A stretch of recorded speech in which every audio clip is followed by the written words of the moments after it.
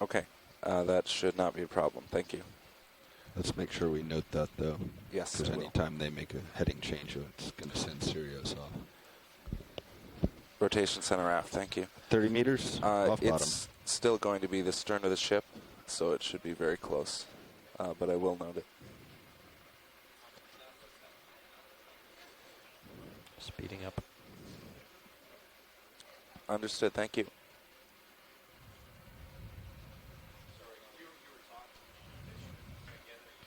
All right, I picked it up to 30. Yep, roger.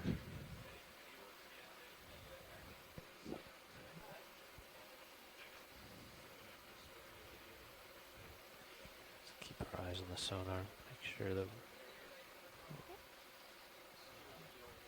Of course, you might not pick it up until you get down and spin. Well, there's the bottom on Sirius sonar. Okay, I'm going to slow down.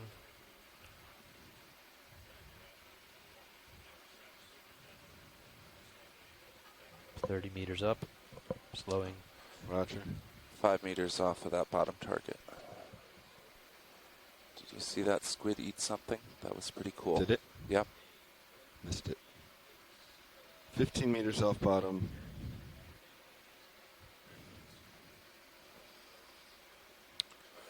Gonna try turning up sensitivity on. Roger. Video, do you see bottom? I do. Video, Confirm the pilots. squid was on ROV HD about 20 seconds ago. ROV has bottom. Bottom eye. Copy. And we have There's visual. visual bottom, debris below us. Can stay here at 10. Off bottom, back towards co-pilot. All right, if you're going to stay there, I'm going to pick it back up a little bit. I'm just going to stay here for a moment, back up.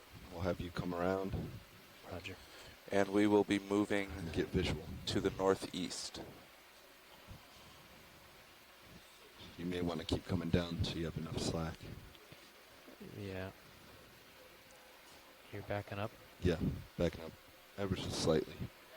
Just enough to let you come around.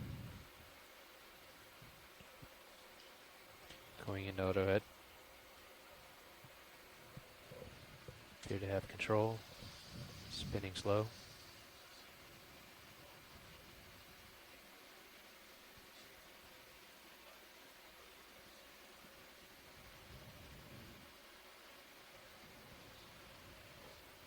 Don't appear to be tugging you.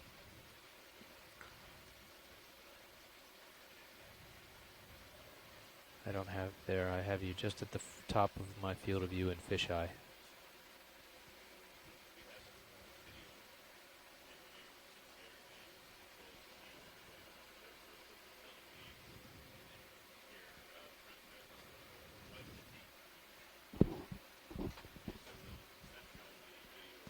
There you are, buddy. All right. Path looks clear. Approaching bottom. Roger.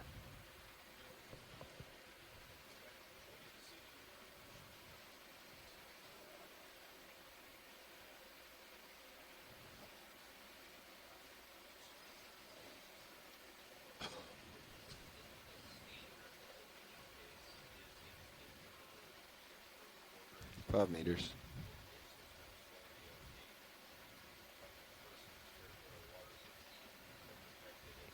Four meters. Nav, do you want to drive sonar or do you want me to? I can. What would you like? I think we 3 need meters. to cool it off a bit to Cool look off. for hard Sirius, target. yes. Cool off to 2 rather. And I'll do the same on Sirius a little bit. That might be it there in your craft shadow. Yep. I think that's it. There. Yeah. Coming about right. Should be, well, yes, that could be it. Maybe. It's a little far away. It's a little far, but these 25 positions are isn't- from an INS, so they could be off. I'm going to mark us on bottom. Oh, I see. I see. So Yeah, it's got a shadow. I It's think that's probably over it, there. unless it's debris. And that aligns with oh, our I see. target. I see. I'm going to spin Okay. right. Yes, I believe my target is the center, the conning tower. that. That's right. So that could be it. That's it. So I think right we on. found it. There it is. Here All we right. are, guys. Hour 20 early. yeah, we're getting it on. Do we want to sonar. balance before we get the? Yeah, I'm gonna hold Yeah, off. sure. Rich, we Wow. are on the bottom. Target is in sight. Nice job.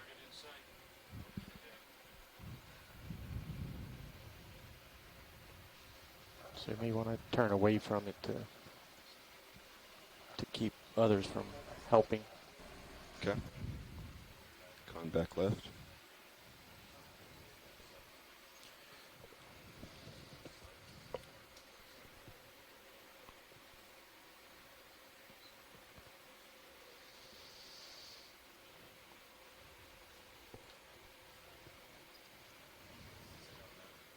Where'd the book go?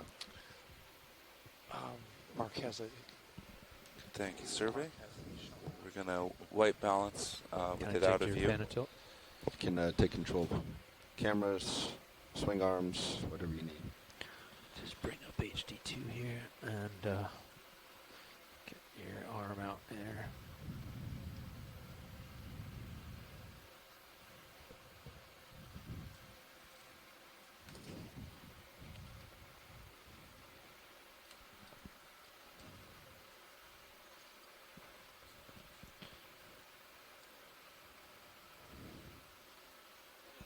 Help if I turn on the valve back. Here we are.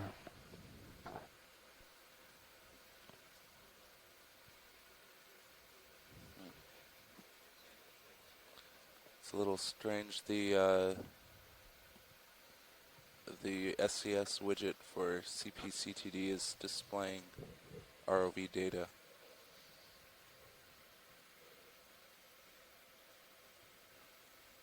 Oh, that's fine. I have the source, but I will make a note of that.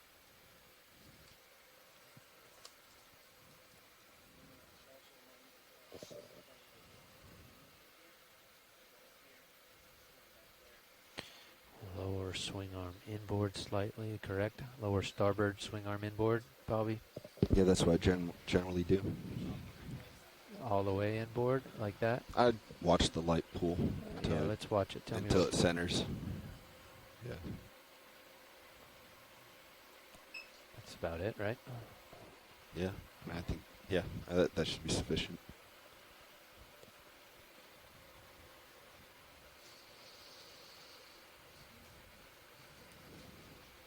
Roland, if you don't like what you see, let me know.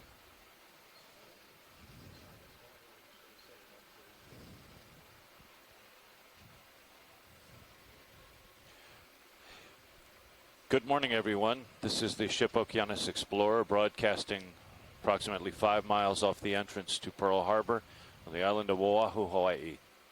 We are diving this morning on the occasion of the 75th anniversary of the attack on Pearl Harbor to document and to share live with the world images of a Japanese Kohaoteki Type A Midget submarine, which was sunk in the early morning hours of December 7th as part of the attack. We are currently calibrating systems and obtaining a white balance on our cameras so that we can broadcast the best possible resolution as we begin our investigation of the submarine.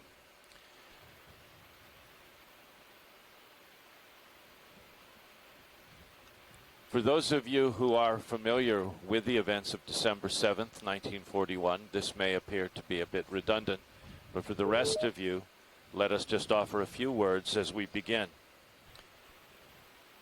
As the attack was being planned, and as initially designed to be an aerial assault launched from the Japanese carriers Kaga, Akagi, Kiryu, Soryu, Shokaku, and Zikaku, protected by a van of warships, an argument was presented that a newly developed top-secret weapon would also be employed.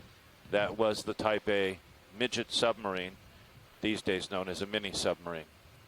Japan developed these weapons starting in the 1930s as an auxiliary to the fleet, in which in an all-out battle with enemy forces, seaplane tenders loaded with 12 of these small 78-foot-long craft would swarm out from their mother ships and join in the assault on enemy warships.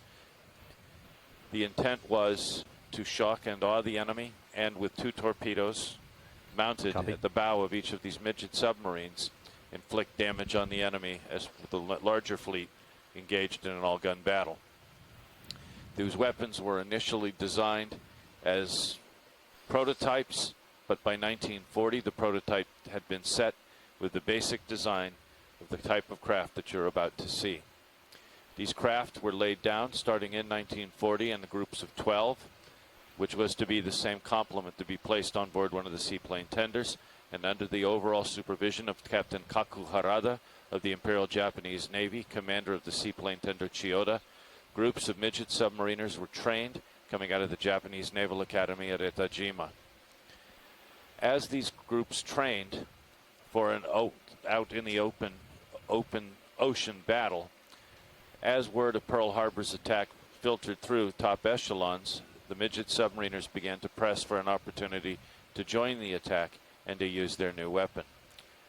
The argument that the weapons had not been developed as stealth craft to penetrate an enemy harbor notwithstanding, after much pressure, Admiral Isoroku Yamamoto, Commander-in-Chief of the combined fleet, agreed that the midget submariners could join the attack, but enjoined them to not die, but instead to return home. Because Chiyoda could not be sent with the midget submarines, 5 newly constructed or recently Roland. launched Location. I-boats of the Imperial Japanese Navy were quickly retrofitted with cradles on their aft deck to house the midget submarines for the trip to Pearl Harbor.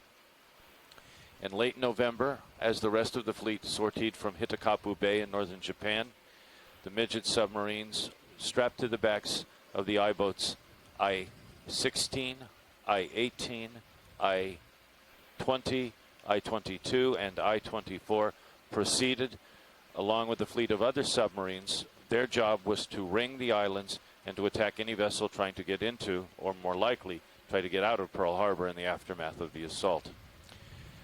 The pre-dawn hours of December 7th, in waters approximately where Okeanos Explorer is now moored, the I-boats surfaced and one by one began to launch their midget submarines. I-16 was the first to launch, followed by the others. The initial launch came just 42 minutes after midnight.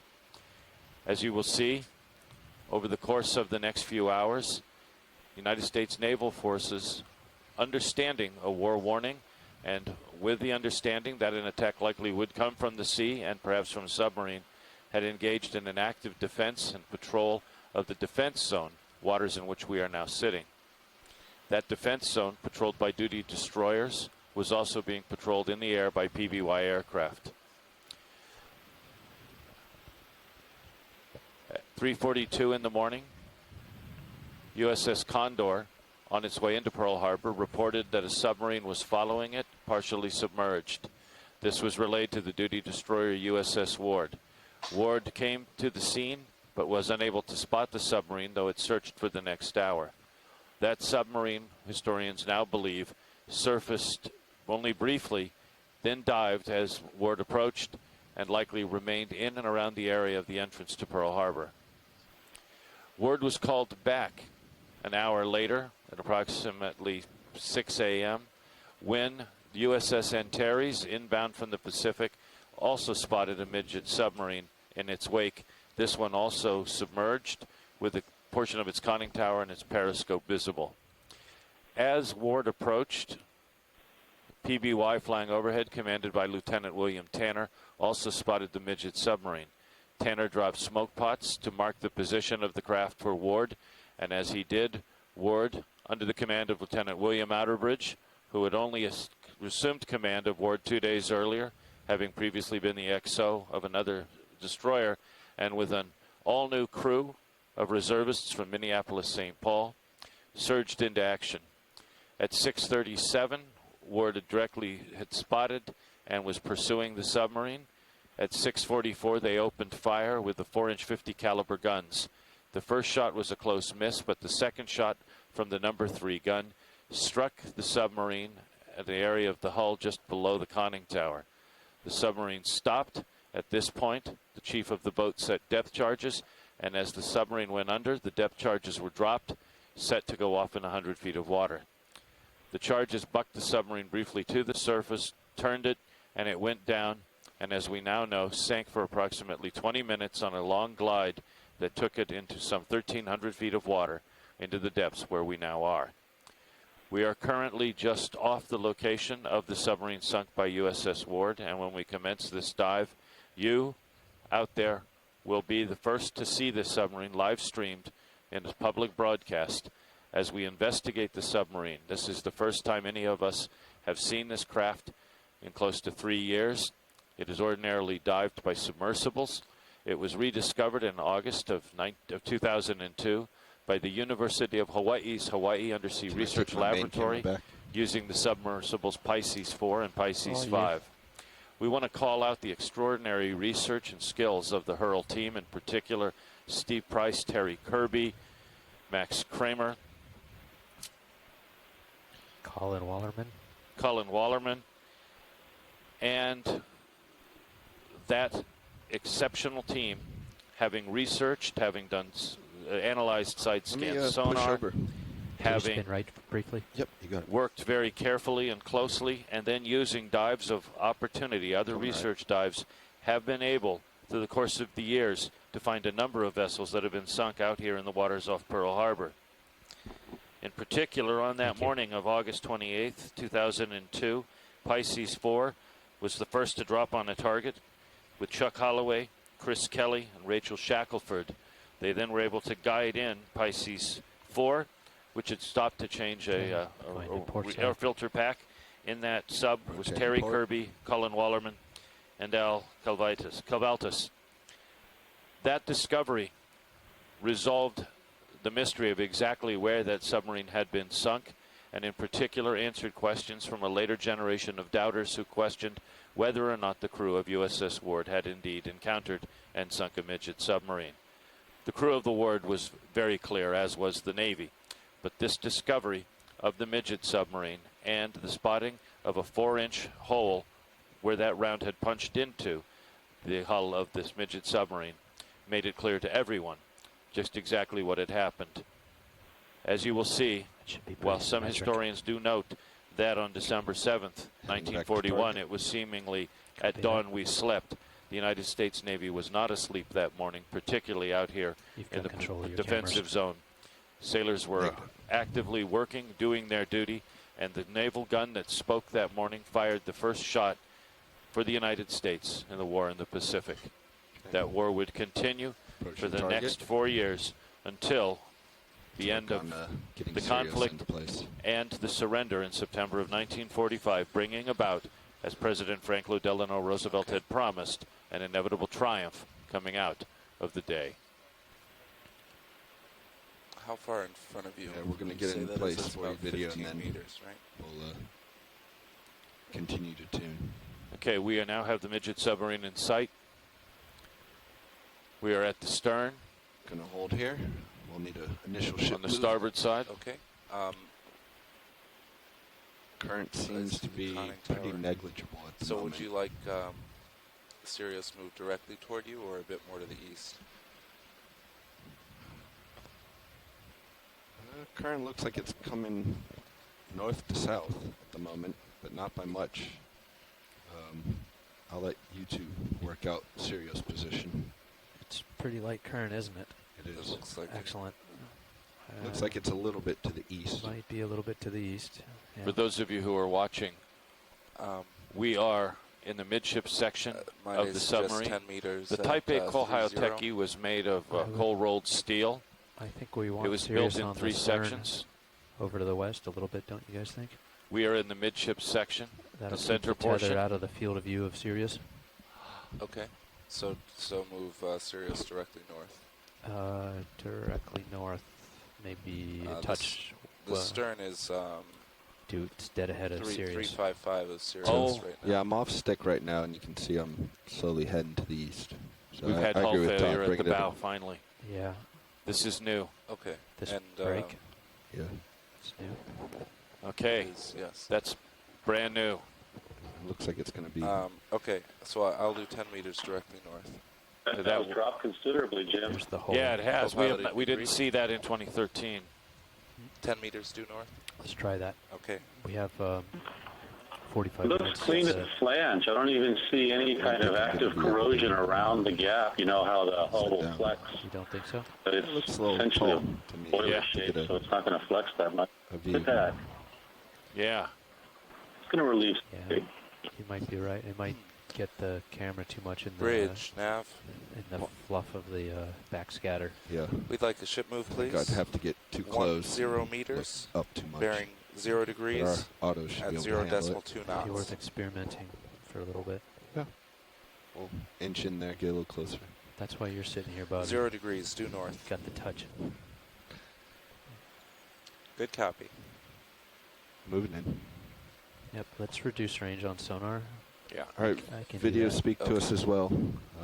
This is our time to set up. Oh, gonna hold here. I'm pulling you around.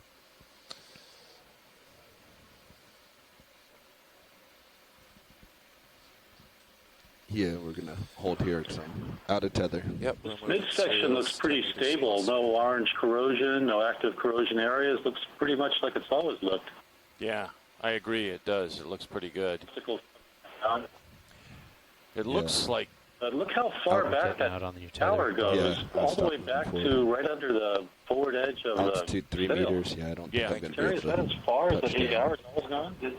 and still get the view That's we want. impressive. Main hole is just right under, almost under the hole. Yeah. Yeah. Maybe we were in a brief pause there. I'm certainly fighting it Yeah, now. well, Trying that to go carbonate west. outcrop's certainly So I stable. think we're That still is- right on that's coming the up on bows the drop. left side here. We're serious. You're also pretty stretched out. That too. looks like the bow separation is actually worse than the separation at the tail section. More pronounced. It's almost Yeah, Terry said it had a deeper hole to drop into. yeah. We'll get exact measurements when we get up there and close. Yeah, you can see the edge of the flange there. That's for sure. I wonder if the bolts have failed. I mean, Ship clearly is they moving. failed. It looks. I mean, it doesn't look as if the flange failed and they pulled through. We'll see when we get closer.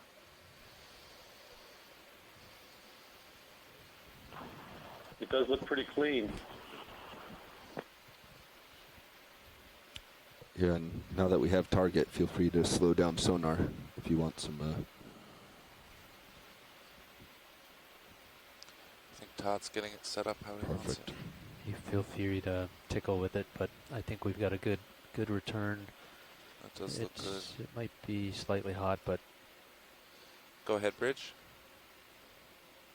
Copy, thank you.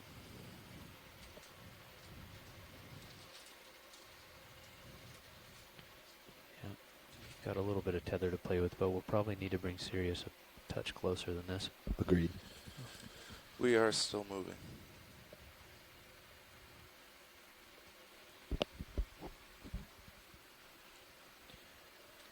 Hans, who do you have in the ECC with you this morning? We got Chris Kelly and Terry Kirby here this morning, Jim. It's Good morning, great, Chris. Good morning, Harry. Sonar shadow on D2. Morning, Jim. Morning, Jim. And we got it here on Sirius too, it looks like. Thanks again for finding this, guys.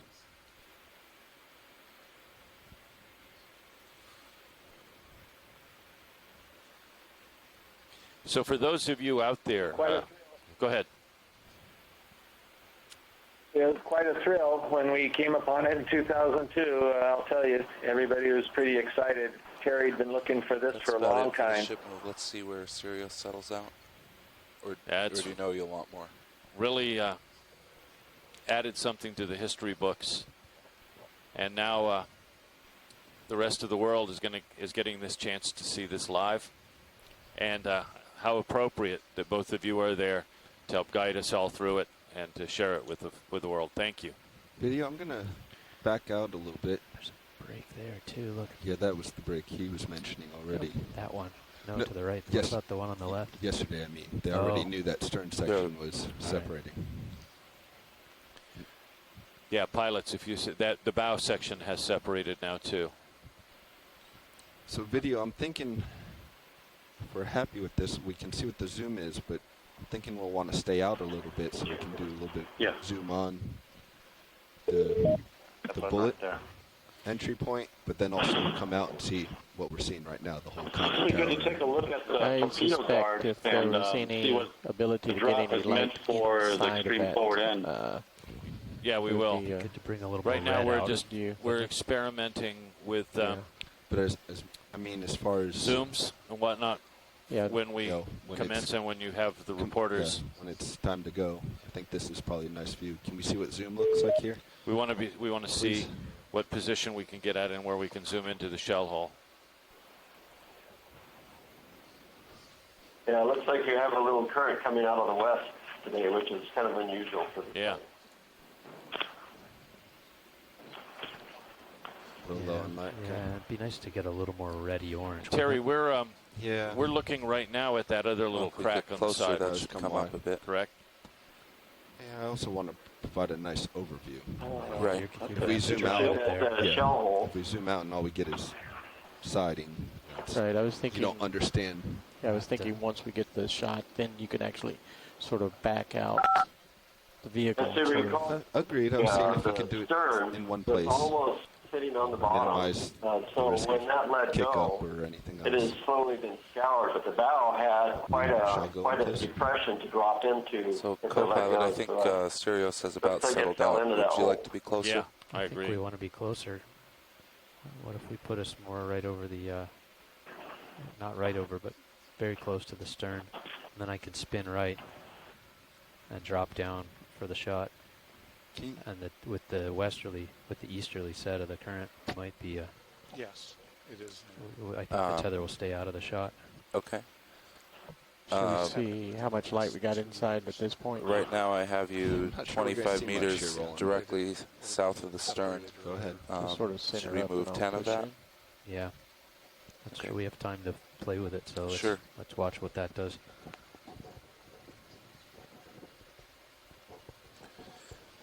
Bridge, nav. If I can get the full hole, then I can really iris it up.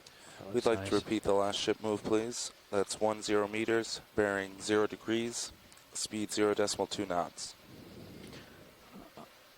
I'm going to swing your lower port swing arm inboard and see if it Good copy. Thank you, Bridge. brings a little Wow, light you in can there. actually look in there for a second, can't you? See how the shadows, can. the See lights. if you see anything change rolling. That's We're port. still yeah, pretty if you far move away. a little bit forward and look out, you can see the periscope. Yeah. Deploying lowers. So just so you guys know, we're still doing a little camera and lighting work to try to get the best lighting. Thank you, Bridge. Deploying low.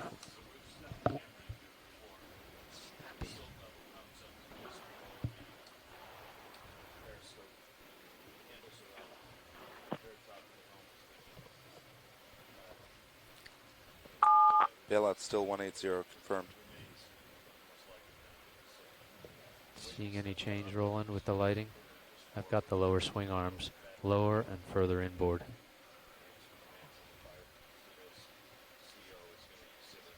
All right, let's.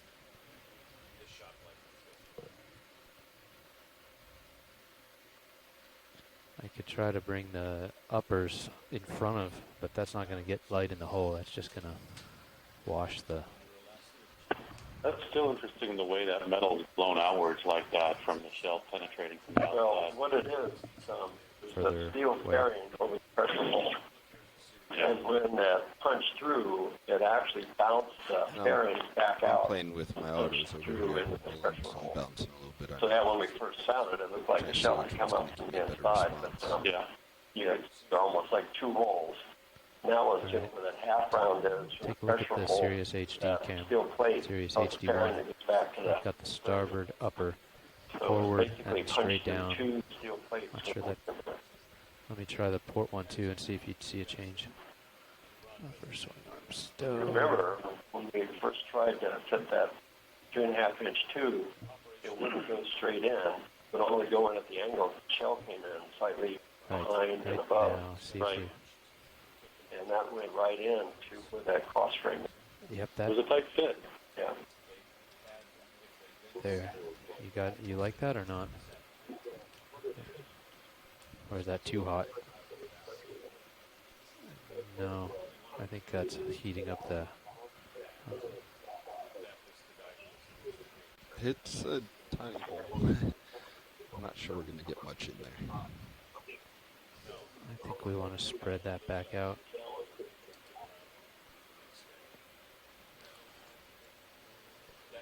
I can do that momentarily.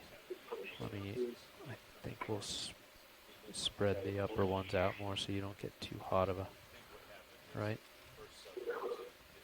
There, so the upper ones are spread. I'm gonna work on the lower port because I can see it. So I'm gonna make them go down more. Gonna lower deploy. Watching.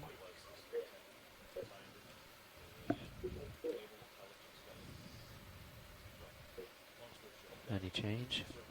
That's fully down. I'm going to bring it inboard a touch. Auto depth Forward. just is not holding. Any change? Outboard. Inboard. If I were to guess, that would be the best light just by looking at it from here. No, it's actually no. Outboard.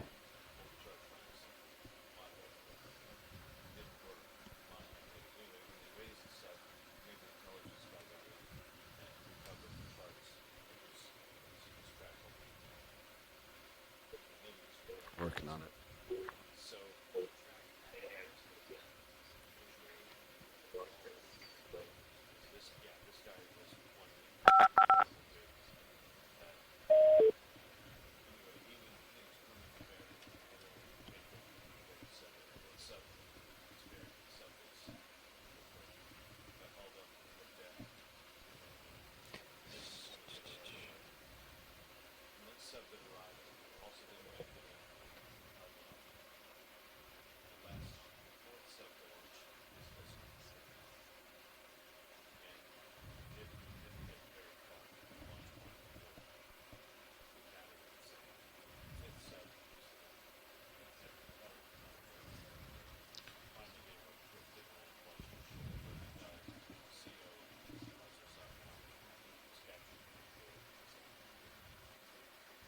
Not that close.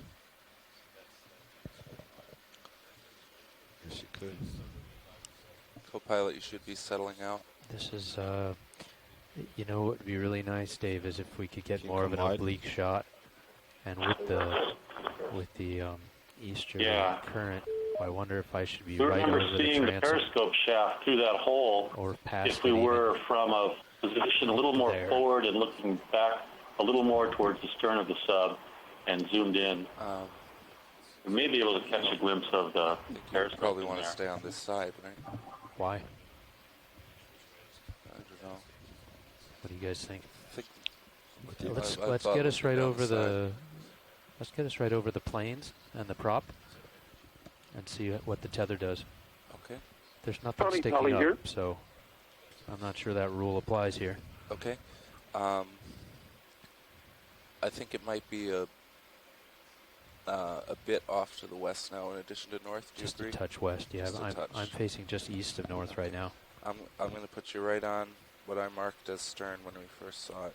All right. So that's going to be 15 meters, 350. How many meters? 15. 1.5, roger. All right, Roland, let's go and see how well my autopilots are going to hold here. Bridge, nav. We'd like another ship move, please. 15 meters, bearing 350 degrees, speed Okay, hold there. 0.2 knots.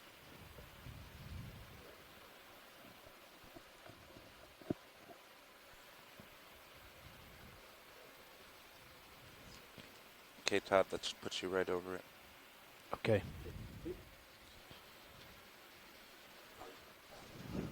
That's a partial.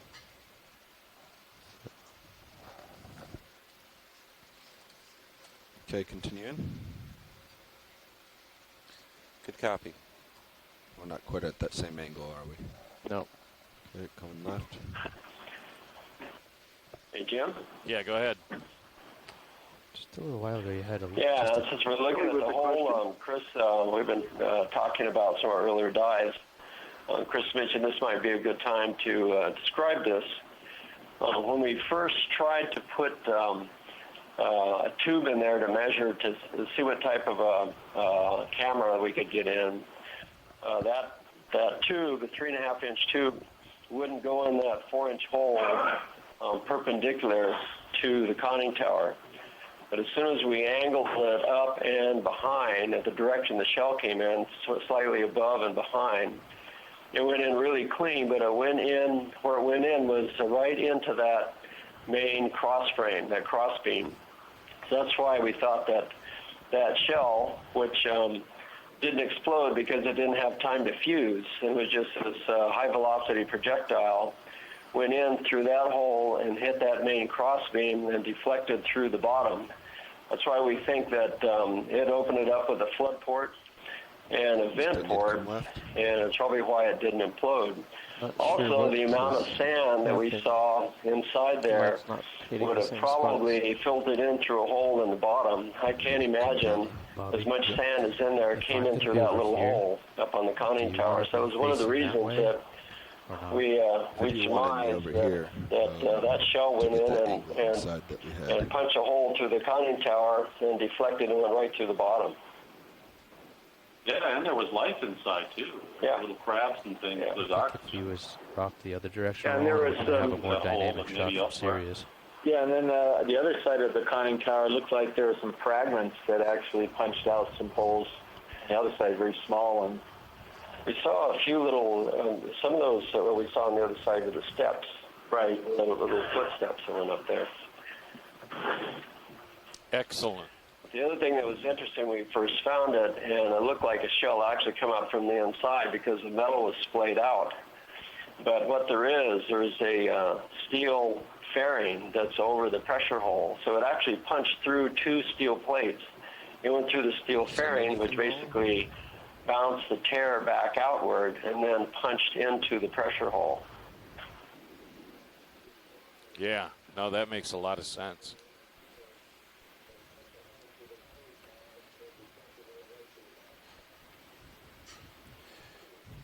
Hey, Terry, did Hans bring you guys copies of the book? We did earlier. Yeah. Yeah, thank you very much. Distinct. It's beautiful. Thank you. What are these? Video, are you seeing anything?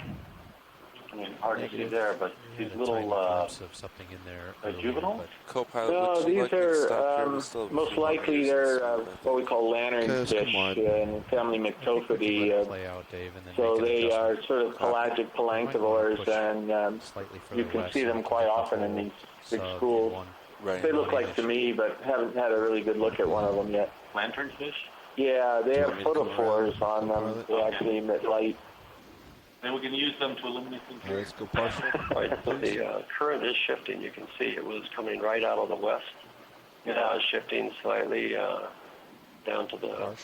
Can we pan up and check the telltale that's the line from the periscope to see what the current's doing? So you can Yeah, see I right actually got it in Sirius. It's shifted, and it's not running there. Yeah, we can... straight along right now. All right, let's go a little bit more. You can video. see Let's that it if was we can heading pull out straight anything. towards the bow. Now it's off at an angle. Video, does Yeah. the ECC Yeah, it have was coming right out of the HD2, west when we HD first got series here, HD1? and now it's coming slightly out of the northwest. Yeah, Dave, this Yeah, looks, roger that. This looks pretty nice from Yeah, Sirius. we've had it Yeah. shift Let's 360 massage this, degrees on a single dive. Angle. Okay. Ship is stationary. You're probably still settling out. As awesome as this is, beautiful. Terry, I will always remember seeing this for the first time with you in Pisces. That being there right up close and personal, that's pretty special, particularly in the Pisces. Thank you. We're not quite on angle with the impact, but that might be okay. Let me keep I'm going glad down. it looks like what we're seeing in terms of the active rust is with this rust pull and not the edge of the hole. The hole is covered in corrosion and stable and Yeah. not rusting away that quickly. It's just that rusticle near it, I believe. Hey, Bobby. What's left of that rust What if too. we were Yeah. trying to come down to a Corrosion lower product. altitude and look up and see if it paints the light? It's No, I actually mean, it's in actually pretty the good shape. Sirius, the Sirius view. She looks pretty smooth. Looking away. Yeah. That way, looking when you really go to good. the full wide shot, you won't have your toes in view, Yeah. too. Sail Now looks look really at good. the tensioning pulley. That fast tensioning pulley. Nice and So bright. clean. Nice and bright. So in the chat room, has Randy joined us? No, he hasn't joined yet. Okay. I don't think so. All Thank you, right. Bridge.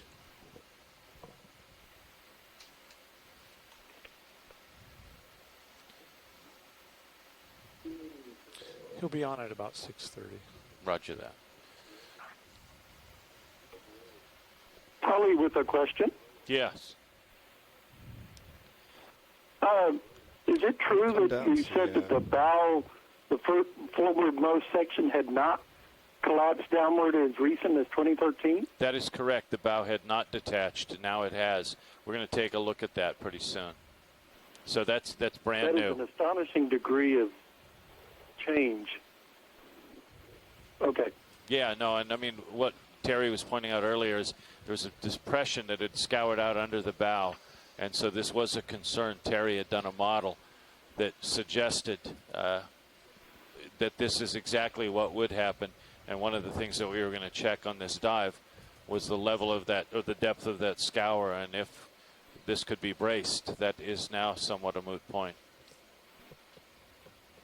Pilot nav. So it was foreseen. That's ahead. Do interesting. we want to bump west? It was and see if we can foreseen, get but the again, stern of the sub what in does one shots? do in 1,300 feet of water with a submarine Just like Sure. this? 3 or 3 to Video, 5 what do you meters think of this view? Or not? Yeah. we can do that. The bigger Do you want risk. to go There's in? nothing Sounds really like- that could be done. It's just amazing that Close. from the If zoom. I you back got to off, it then I'll 2 be able years to drop before it way happened. down. It's just the timing striking. Yeah. let's see. Exactly, Size and Okay. just 5 previously, meters Terry due and west. team had seen that the So, stern had done the same thing, that it had also started to fail at Yeah, the let's try that. at the flange. And I'd be okay Remember, if we these ended things up are on the three other side of the pieces, sub Yeah, just that'll and they're make you a bolted little together more at the over it, I flanges. think, as well. So 75 years on, Max there? as you know, the bolts just having supported in the weight. No light reflecting. And the off weight, anything I mean, interior. you've got two 18-foot long torpedoes, you've got Bridge, nav. ballast, you've got electric motor, you've got a fair amount of weight Come wide, at both please. ends. It's just hanging out there in space. You know, it just finally gave way. They're We'd failing like another move, please. smoothly at the 5 meters, bearing at the join 270 fin. degrees. Yes, that is 0.2 knots. Mhm.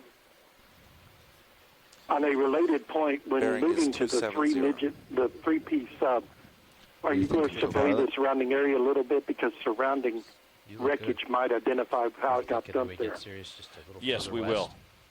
Maybe We will be slightly looking at north that. of We're going to the be strike moving, of course, the from piece sub, to piece and then this I could afternoon do a as we dip way survey the low, three-piece. Keep the tether way out behind And both with of them. Sirius, Okay, we have an because I wanted to opportunity point to out see that, more. Yeah.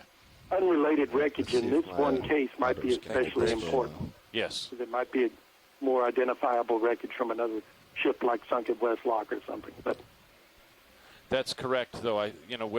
We are now of a mind that the three-piece Midget did not go into Westlock, and actually, the associated material, whether it's from Westlock or not, doesn't necessarily tie the three-piece to the Westlock disaster. We base that. oh, okay. So there's not the idea that it may have been dumped with wreckage of that has been. There's now maybe an alternate theory of how it came to be dumped there. Well, there's an alternate theory that relates to the fact that in 1956, Captain Roger Pinot wrote a letter to Walter Lord's folks as Walter was working on taking the serialized Day of Infamy and making it into a book. And in answer to Go the ahead. question, what could be said about the Midget submarines, Pinot said that in 1950 or 51, an oceanographic expedition led by George Vanderbilt had discovered down. the wreck of a submarine blown into two pieces separated by a couple of feet, relatively shallow water off the port hand buoy outside the entrance to Pearl Harbor, and that sink pack had ordered the sub destroyed. That more or less jives with the three-piece. And if one goes back to the argument that the three-piece is better.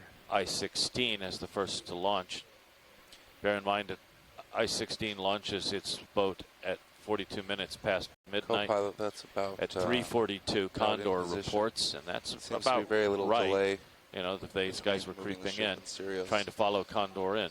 Even less If than I they're would spotted expect and Ward searches for them for an hour, it's likely they just sat down and waited.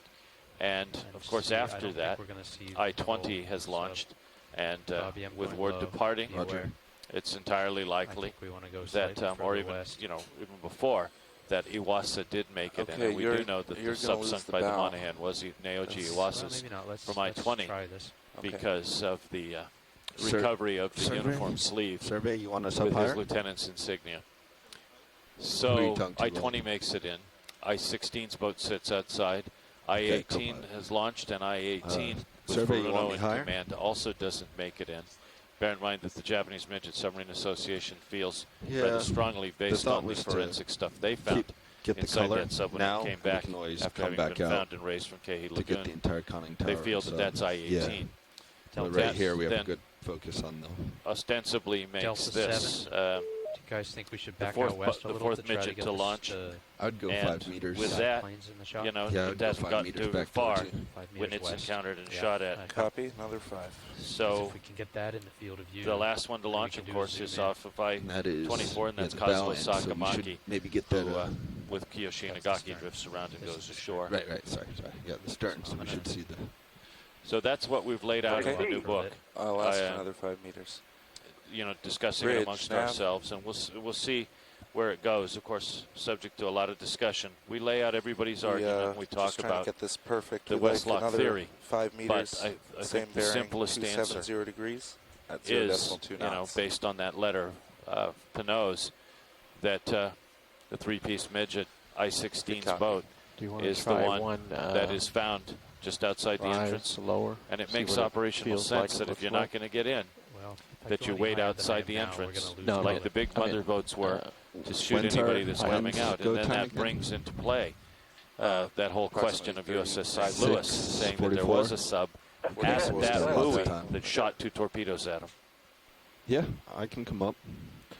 Co-pilot does have a good point that, you know, the higher I come up, especially being this close, we're going to start to get the skids in the way. Yes, We can do that's partial well. zoom, get those out, but that becomes the concern. Okay, I'm at a very safe delta there. I also like the fact that if we back off slightly west, I can visibly see the stern and make sure that the droop of the tether off the back of Sirius is nowhere near it.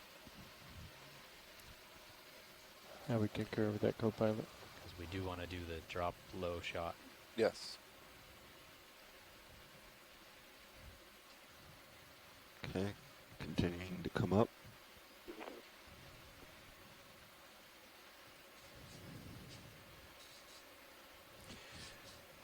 So Honolulu, we're going to hold here until 6:30.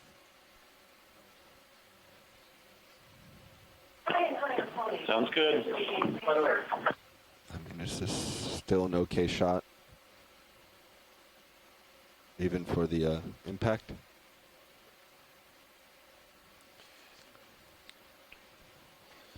Hey, Hans, let me gonna know when come Jeff left gets one, there, too, stand would by. you? I kind of like the sandy background. Will here. do. I know for a lot of biology stuff, we try to get black. Who do you have in there now? I'm open to opinions today. I'm just the driver.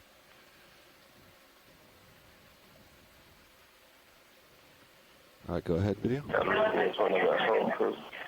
Roll crew Scott Reed, Tony Paris, Brian Chi, Terry Kirby, Chris Kelly and myself, Jim. Excellent. Good morning, everyone. Bringing you right. Morning.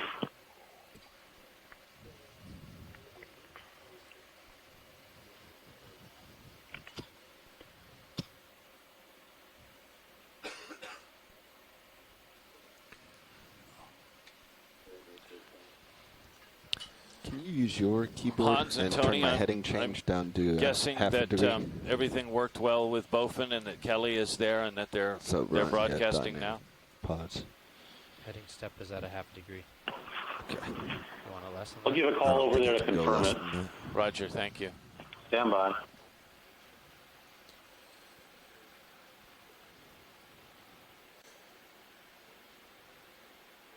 I'm not sure mine updated.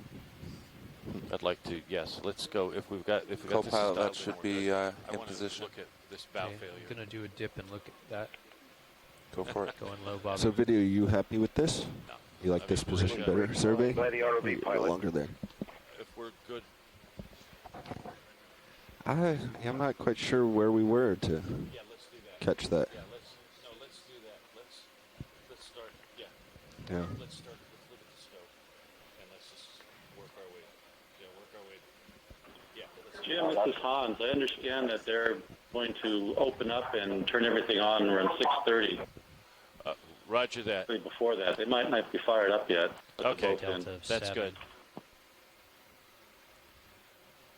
So guys, let's pan Roger. up to the periscope and focus on that.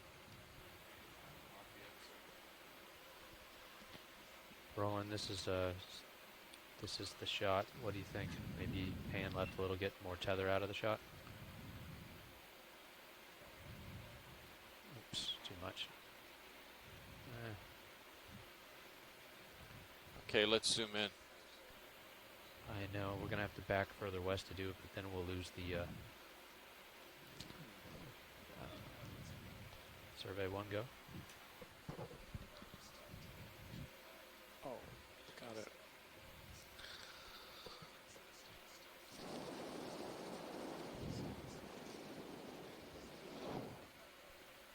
You got it. Okay.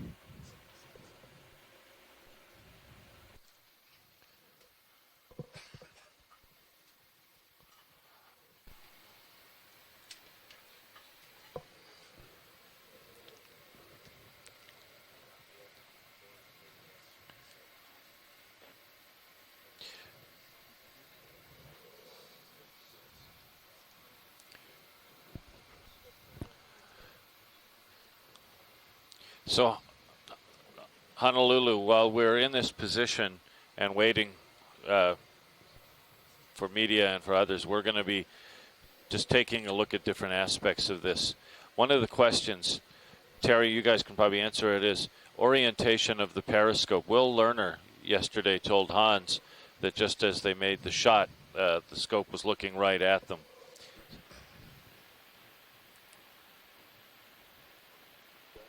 Yeah, I remember Will telling me that as he was watching it go by, so he said that looked like that periscope turned to look right at him just before they fired the shot. We've gotten up pretty close to the periscope, but if there's so much tangled line on top, it's really hard to tell which direction it was pointing. Roger. But with the camera you have right there, we might be able to get a real good idea which direction that periscope is looking. Okay. You remember when we were looking in the hole, Terry, and whether I think the periscope handles were up. They were up, yeah. Yeah, so they had looked through it. They looked through it, things got up, those up, and probably trying to dive. so it may have turned the scope at that point. But it may be looking back in the direction of the shell. But yeah, thinking of the periscope handles, I think they were up, folded up, and in a position where the periscope would have been looking forward. Yeah, no, that's my sense, too. I mean, having seen the pictures that you guys took. I think they may have turned that periscope and seen a destroyer right next to them, and probably were trying to dive from that shell head. Yes.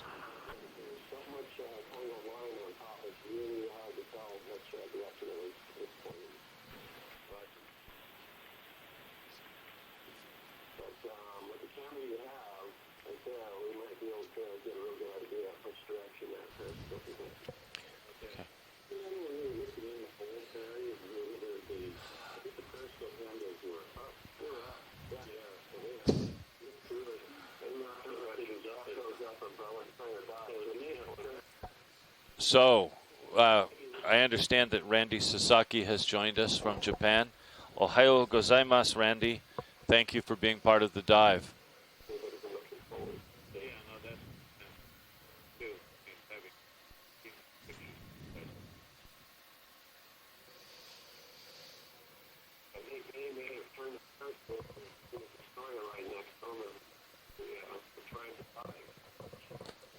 So what we're looking at this with the sail here, which covers the conning tower, is you've got the mount for the periscope, which comes out. There's battery exhaust in this area. You also have what's left of some of the cables. This wire rope ran both fore and aft. You see a pulley for where the wire went forward. This was designed to help cut net, and most of that cable has failed except that area where it is closer here to the periscope shears. As well, these submarines also had running lights. The forward light was blanked out. That's a feature of the Pearl Harbor attack submarines. The aft running light was not blanked out.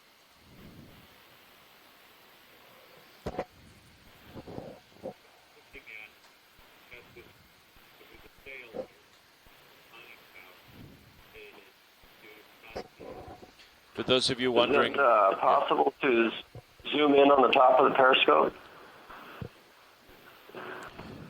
pilots, can you zoom in on the top of the periscope, please?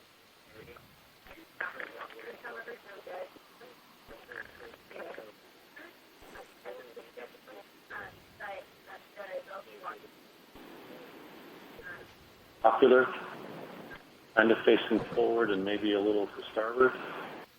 Yeah.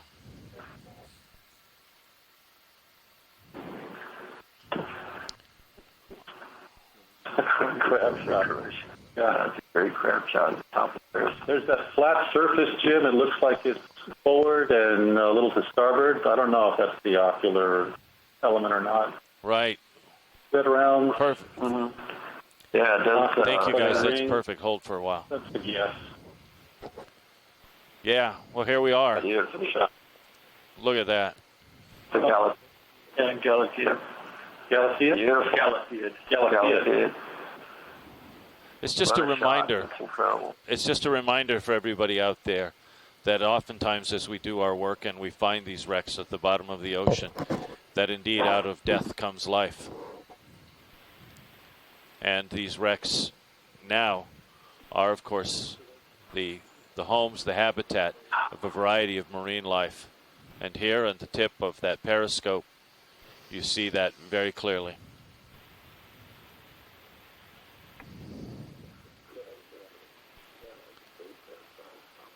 Thank you, pilots. Let's go down now to the base of the periscope and the periscope shears, please.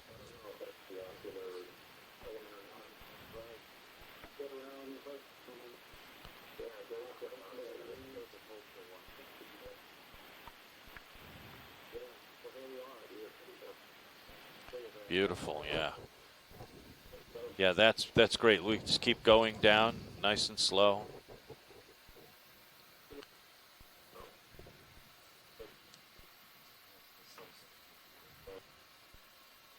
That's fine. You're doing great.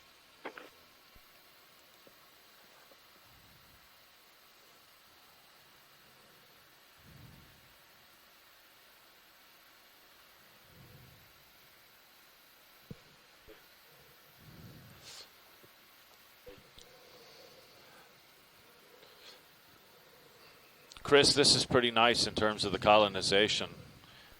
Really giving us a good sense of it, I would imagine. Is that going to be? Yeah, so a lot of these are a type of cnidarian. It's a sort of, I guess you could think of it as sort of a coral. These are all polyps, but this thing does not create a hard structure like reef corals. It just forms a mat of these polyps that grow over hard surfaces like the periscope. So a lot of these corals like to get off the bottom because they're susceptible to sedimentation. So if they find a structure like this and can settle out on it that's up off the bottom, then they can really thrive, and that seems to be what's happening here.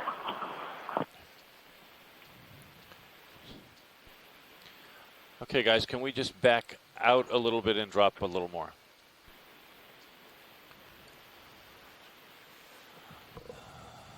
Thank you, Chris.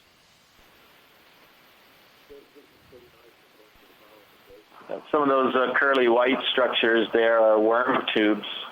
These are presumably polychaete worms that can extend out, and they settle out also and are filtering the water just up on this raised part of the submarine.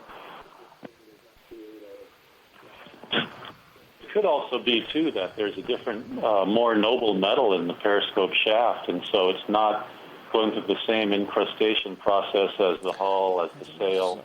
Yeah, roger that. Covered with a kind of biofouling, so it remains nice and smooth. Yeah. And those little creatures like that. Absolutely. Well, here's a good shot here by the shears. You can see the holes in the metal there. This is the battery exhaust. Do you see that there to the left?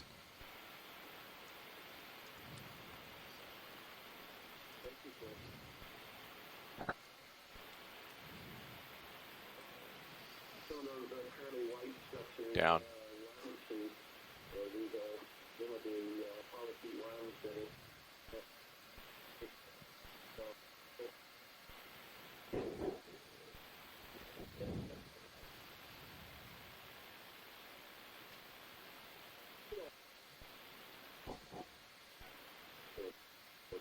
Nice.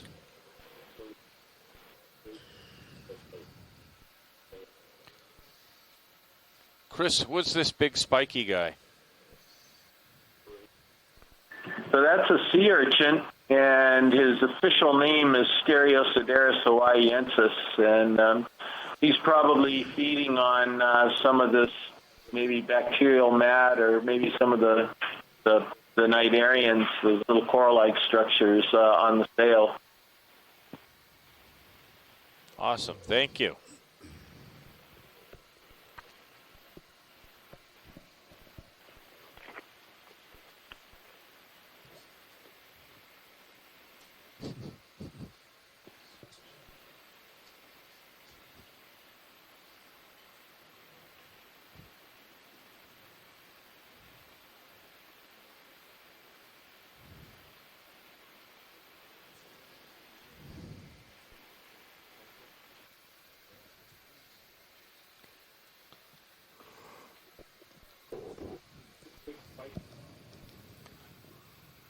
Okay. So can we move to the right now to the pulley? Same altitude that you're at.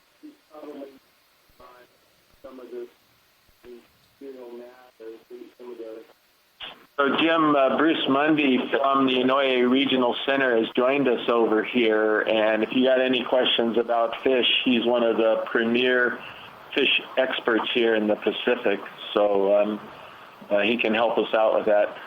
Excellent. Aloha, Bruce. Thank you for joining us.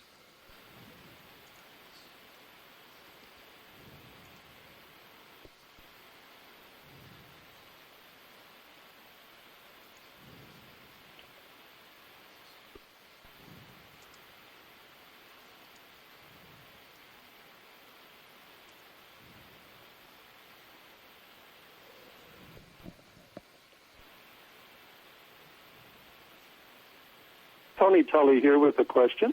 Yes, go ahead. I was just asked, what does a battery exhaust do? When they're on the surface, they open a valve and the fumes. It exhausts the fumes if they have any. These guys were notorious with just a little bit water for giving off some chlorine. And, of course, these subs are going to be condensing inside. One of the things that you find is,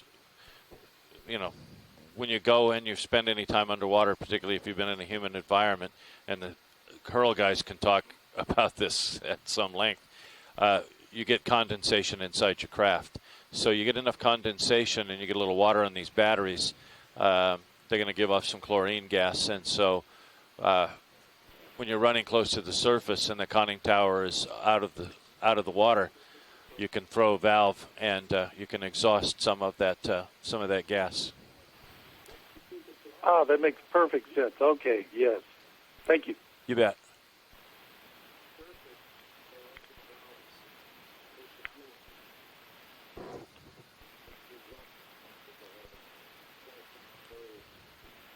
You can sort of see the worm coming out of these little tubes here. Those are those little filaments, because that's the opening of these worm tubes here. Nice. Nice. For those of you joining us out there, one of the things that we want to point out, and what you're hearing right now, is when we make these dives and we do this work, these are rare opportunities. And so the key point here is as many scientists representing many disciplines are part of the dive team. The power of telepresence is that while there's a few of us on the ship, we have our colleagues, such as those you're hearing from our Exploration Command Center back in the University of Hawaii. We have folks who have called in and are participating from around the world. Everyone brings a different set of experiences, scientific expertise, and so to maximize absolute benefit, to be scientifically effective, cost effective, everybody through telepresence is making observations. You're hearing some of this, other folks are making notes, because we don't get down here very often. This is the first time we have seen this craft in 3 years. And with the benefit of these camera systems, the satellite feed, and the ability to talk and communicate amongst ourselves, marine biologists, archaeologists, historians, physical, chemical oceanographers, geologists, so many of us are able to gain meaningful information and then share it with the world.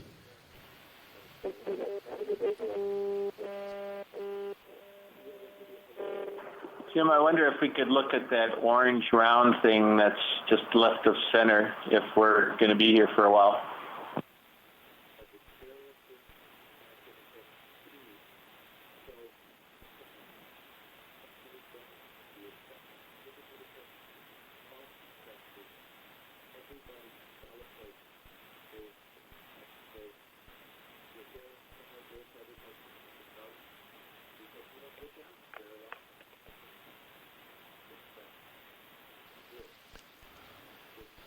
Okay, guys, I want to look at this joint pretty carefully.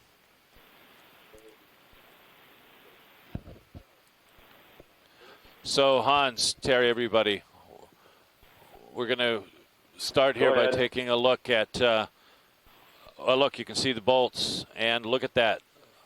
Yeah, definitely.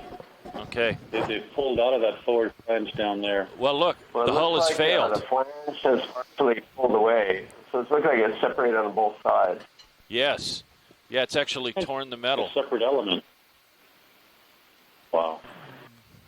Yeah, so it looks like it failed on both sides. So the flange is pulling away from the bow section, and it looks like it pulled away from the bolts. Yes. Wow, look at that. Wow. There's cracks in the shell, too. Well, you can imagine that this thing has been suspended for decades with all that weight. It's a real testament that it lasted this long. It's almost like there was a battle on which side keeps that flange, the midsection or the forward section, and it was kind of a tie. Yeah, I think we want to make sure that we get some of this footage and some stills over to Don Johnson and the corrosion folks. Yeah.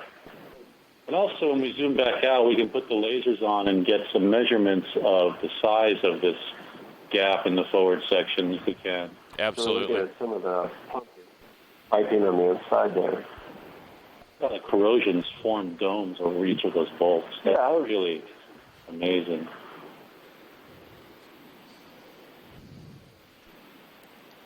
See the flanges, so it's still attached here. So Jim, that kind of wood appearance structure in that flange, symptomatic of wrought iron corrosion in the ocean? Yeah.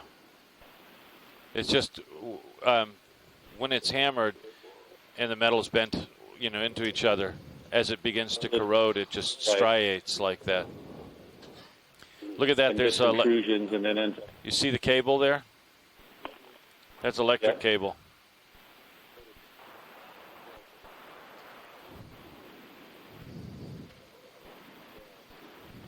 It looks like there's more. Well, it may have gapped more on the port side.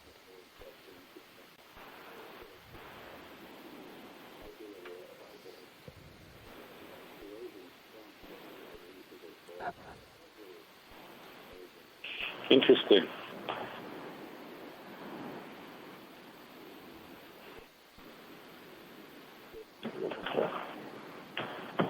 Inside of the hull. Yeah.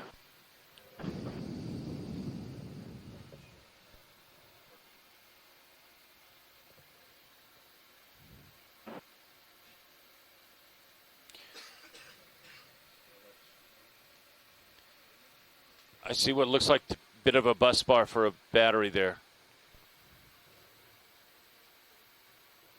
Yeah.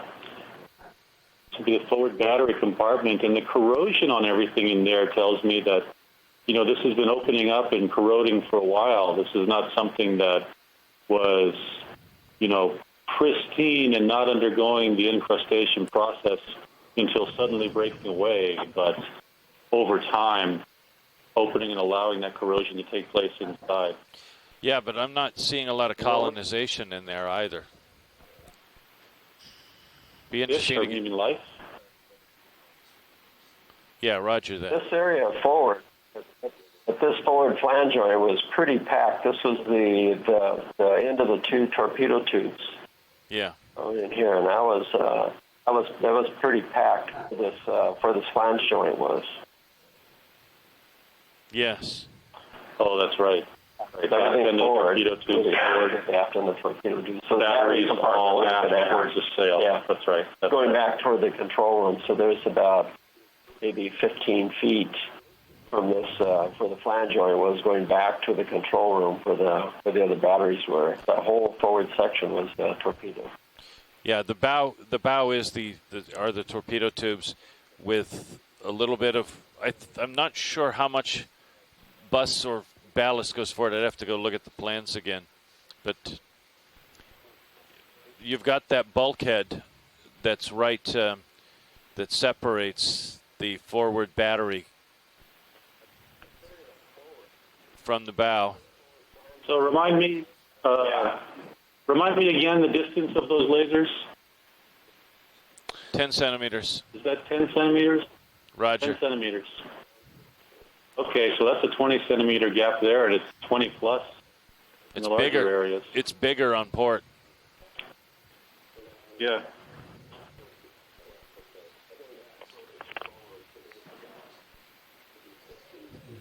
Hello?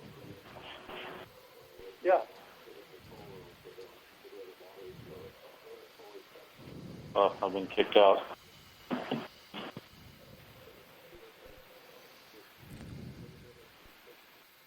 Yeah.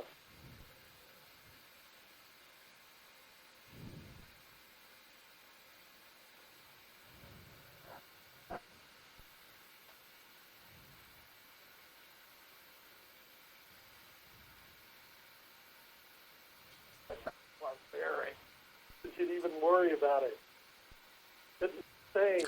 How full would this compartment have been with batteries? How high? Would there be room to maneuver for somebody to crawl in there? Yes. The crew were able to actively access because remember the crewman has to be able to go through the forward battery and he has to manually fire the torpedoes if need be. Is that right? Yeah. There's a lever for firing them back in the main control, but he can also do it from there if need be. You've seen these cracks going forward too, these Yes. fresh rust lines.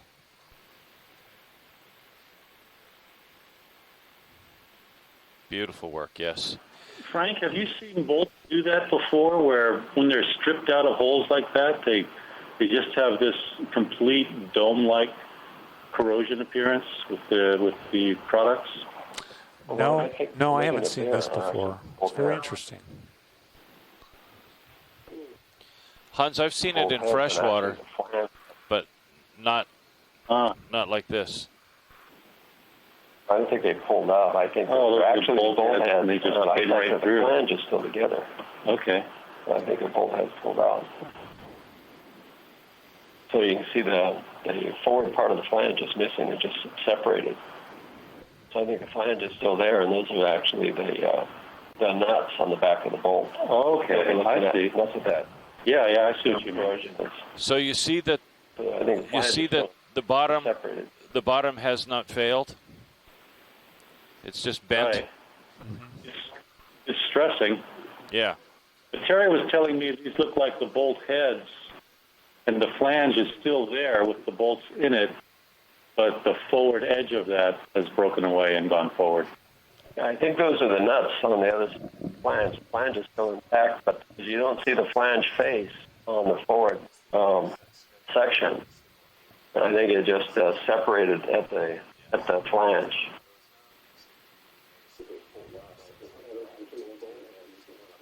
Yeah, that's what that is. Those are the nuts. But then that edge of the flange, forward of the eye part, that's what we're looking at. Exactly, yeah. So the metal. Interesting. Metal of the flange itself split. Right. So that's why you don't see the flange face on the forward section. So just so you know, I heard from Kelly. She said everything's looking good. So. Oh, good. Thank you. So it looks like the hull running toward the bow there at the top, just the crack runs along the entire length of what's in the screen there. Just continues on a little bit longer as well.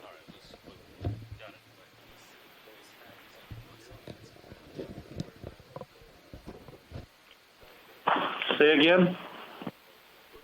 Okay, pilots, let's go wide and pan back towards the conning tower, please.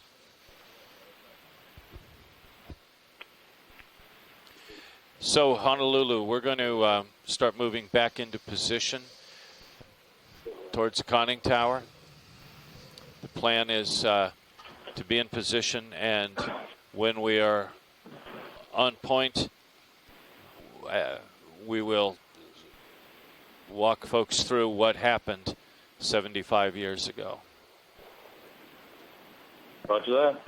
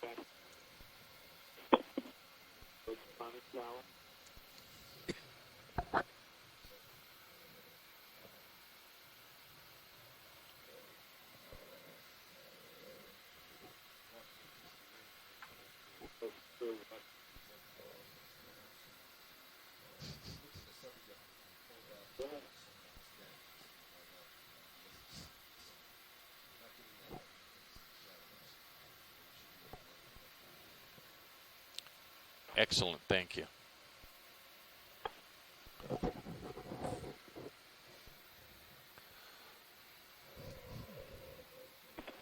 Tony Tully with an observation. Yes, Tony. Just wanted to be clear, some of the audience may not know.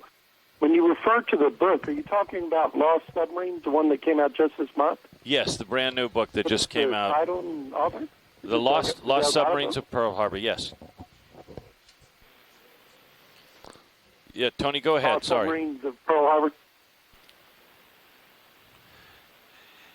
Yes, for those of you who are interested, Terry Kirby, Max Kramer, Steve Price, Hans, Olav Armour, Russ Matthews, myself, with the help of so many friends, both in Hawaii, elsewhere in the U.S., in Japan, on Australia, Rabaul, elsewhere, have just completed our scientific report on the first years of the research on these submarines, and as well the archaeology up until this most recent dive, published with our partners at Texas A&M University Press. The Lost Submarines of Pearl Harbor offers historical context and the archaeological story of these craft, including post-Pearl Harbor use of the Type A Midget submarines all the way through to later war variants, and detailed accounts of the discovery of these craft,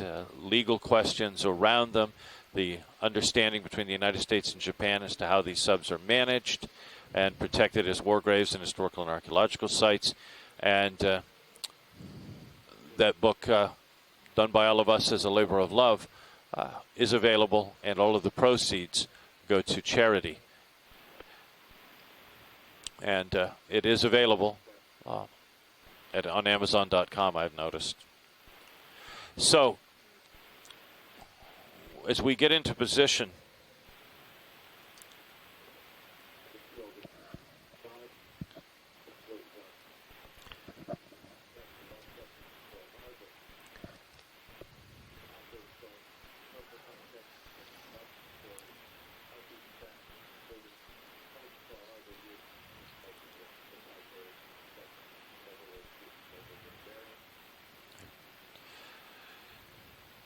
so,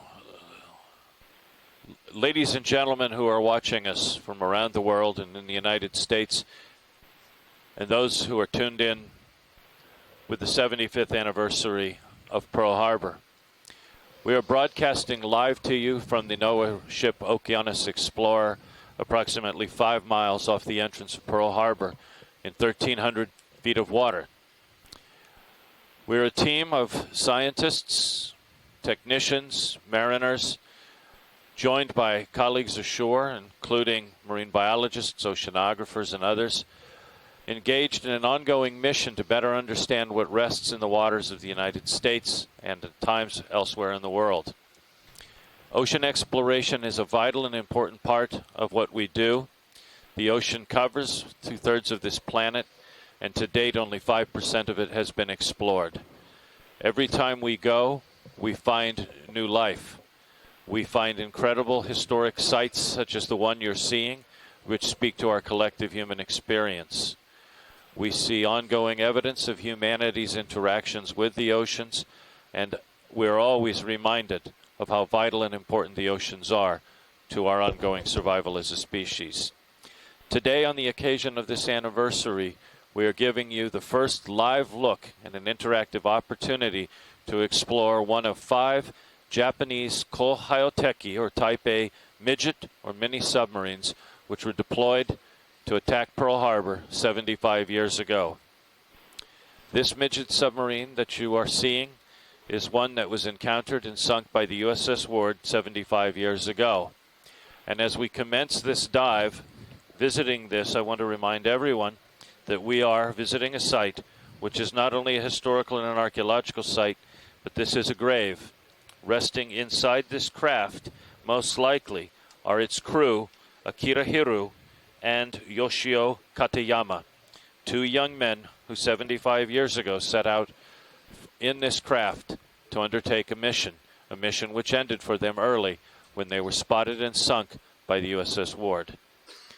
I'd like to take a brief moment and to offer a few words that they would understand as we commence this dive, with apologies for my poor Japanese. Yasuraka ni onemure kudasai. May you rest in peace.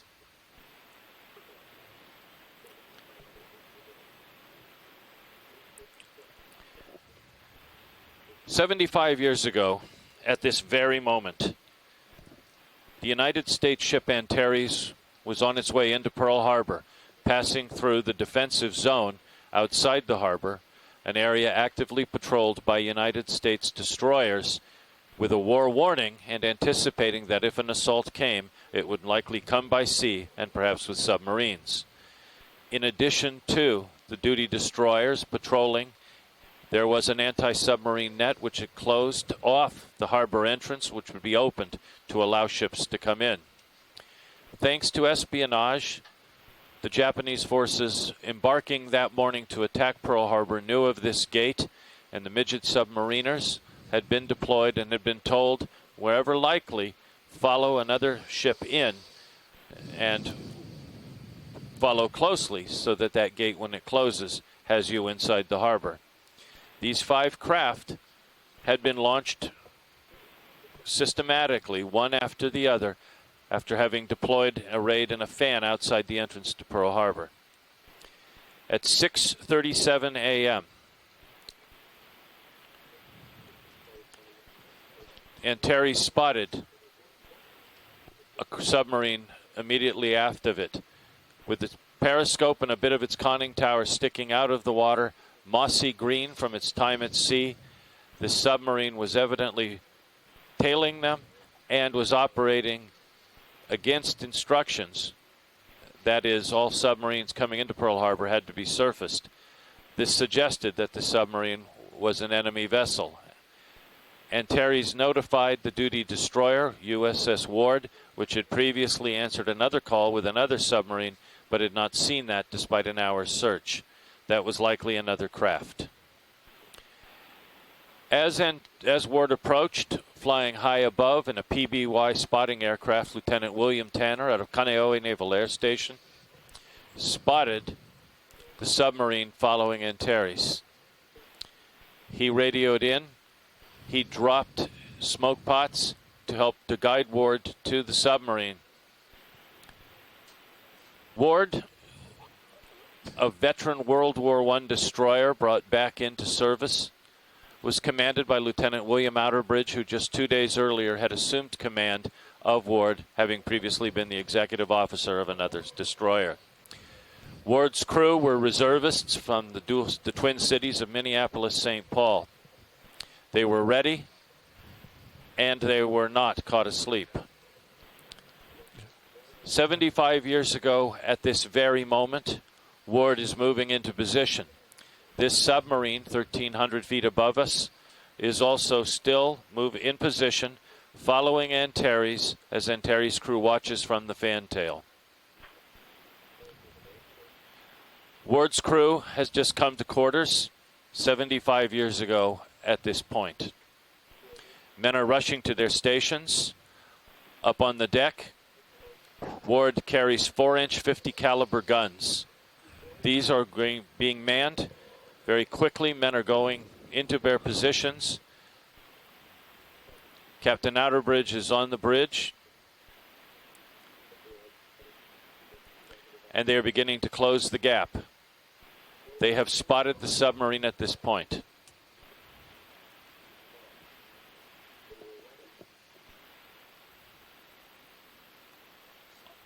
In the Midget sub, at this point, Hiru and Katayama are probably unaware that they have been spotted. They are continuing on course.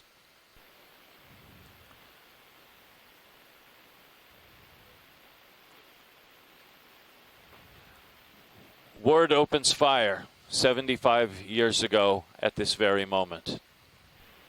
The first shot sings out across the water, sails past the conning tower, and strikes the ocean. It is a miss. The crew at the number 3 gun readies, loads their gun, and takes aim.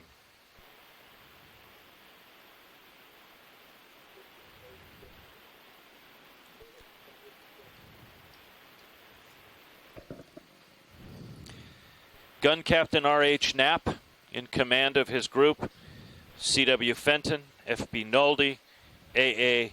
DeDemagol, D.W. Gruning, J.A. Paik, H.P. Flanagan, E.J. Beckert, and K.C.J. Lash are in position, and they fire.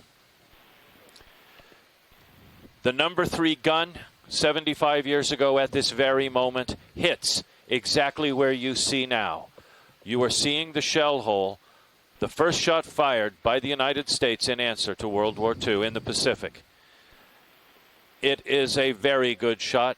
It strikes the conning tower just close to where it joins the hull here on the starboard side of the sub at an angle.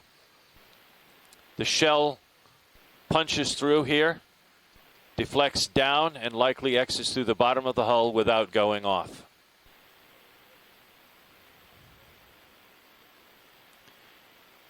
The sub begins to dive.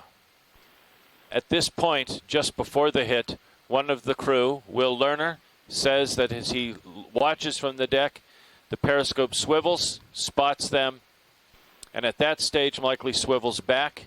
The periscope is now looking more or less forward, and the handles have been folded up, as we know from a previous expedition in which a camera was inserted into that hole to see its handles folded up. At this point, 75 years ago, Ward has surged forward. The chief of the boat, Maskowitz, has loaded depth charges. They're ready to go. They're set to go off in 100 feet of water. And as this submarine begins to plunge beneath the waves, Ward goes right over and drops those charges. The charges go off, bucking the sub back towards the surface and swiveling it approximately 90 degrees. With this, with at least one of the crew most likely dead, perhaps both of them, this submarine begins a long fall that will take probably 20 or more minutes. With a dead stick, its dive planes pushed up.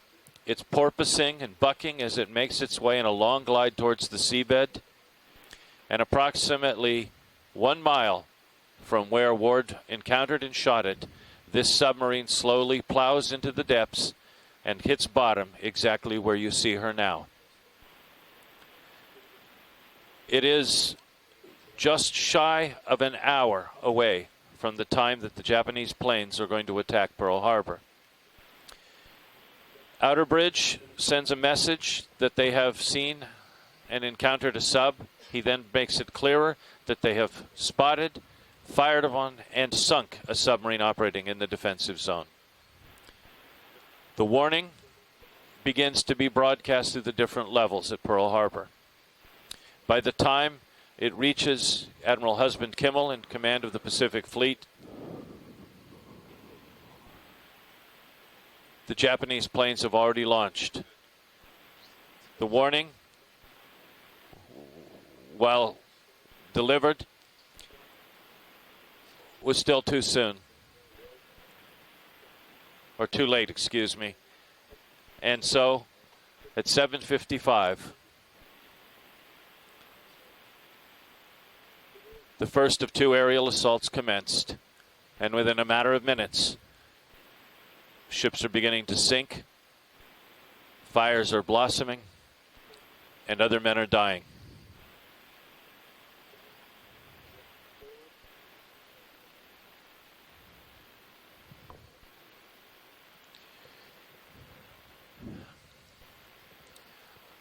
We are now moving along aft following the submarine. These craft, 78 feet long, were built in 3 sections, bolted together. As you can see, the joints have failed, both at the bow and at the stern sections. What you see along the top of the submarine is the remains of a wire cable that stretched both fore and aft to cut net.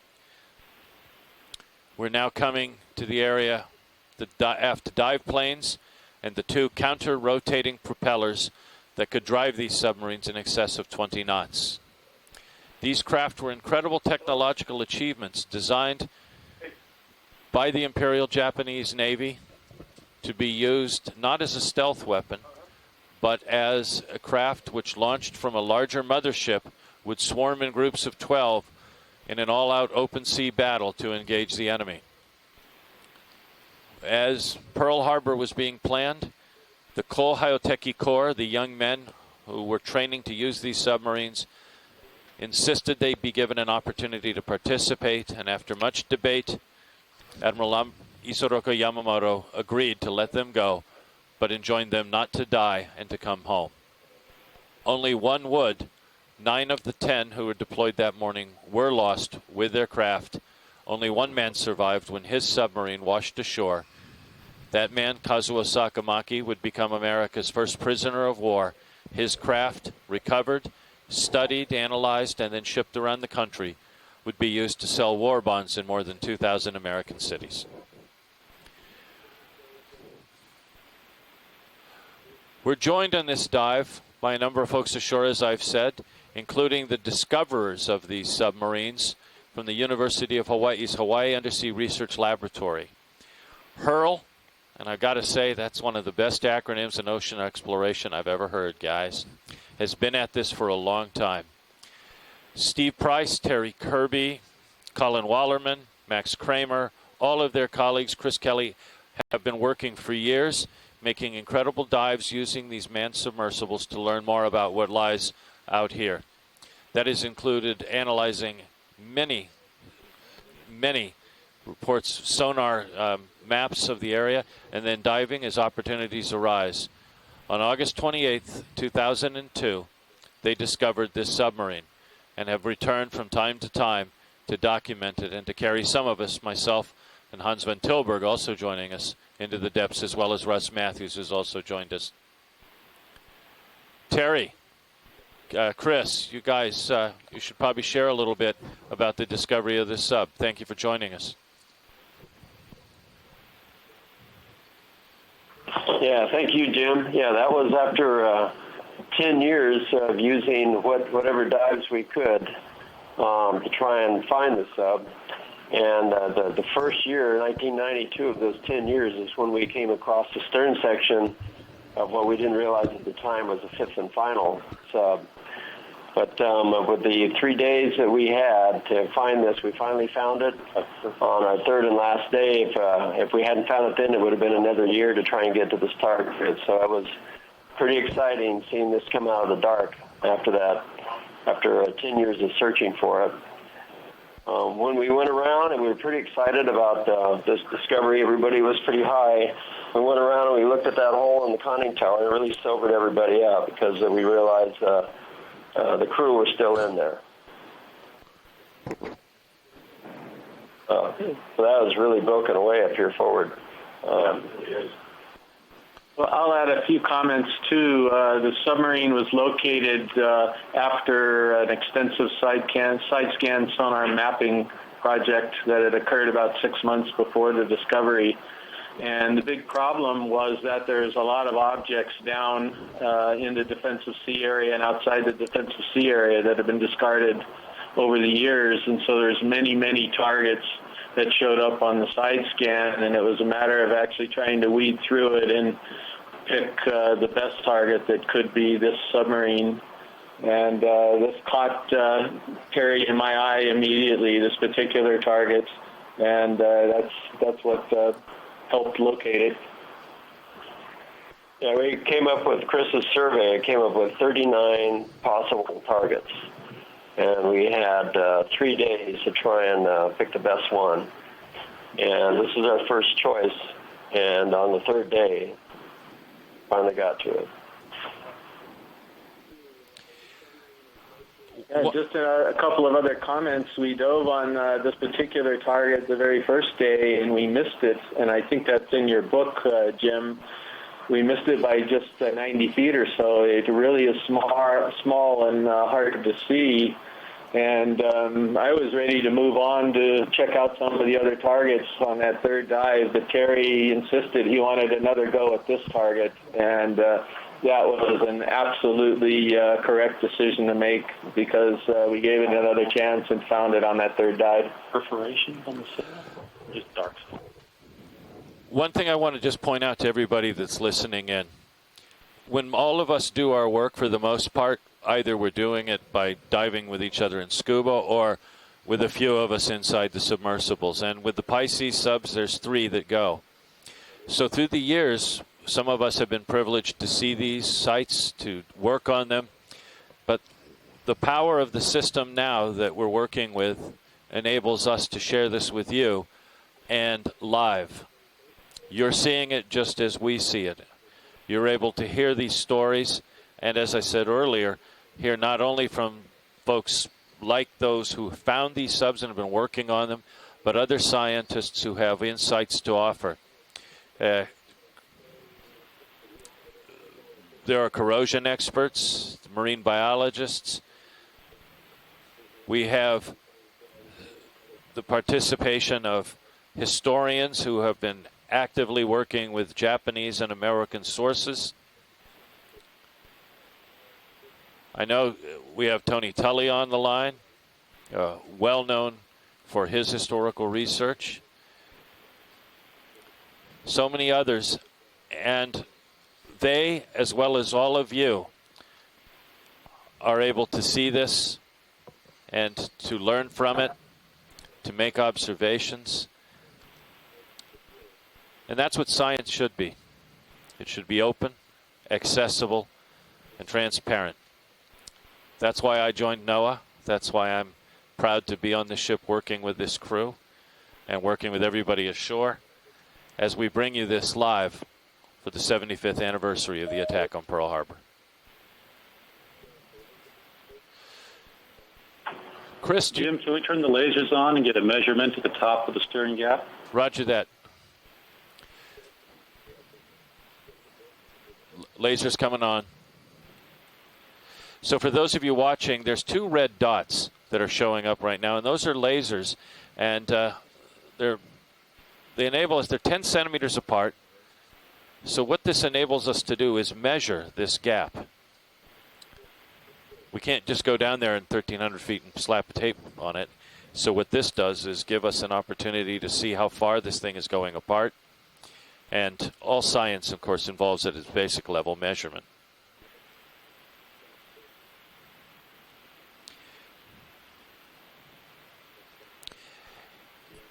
As they're measuring this, by the way, USS Ward went on to a long and distinguished career before finally succumbing to kamikaze attack and being sunk towards the end of the war.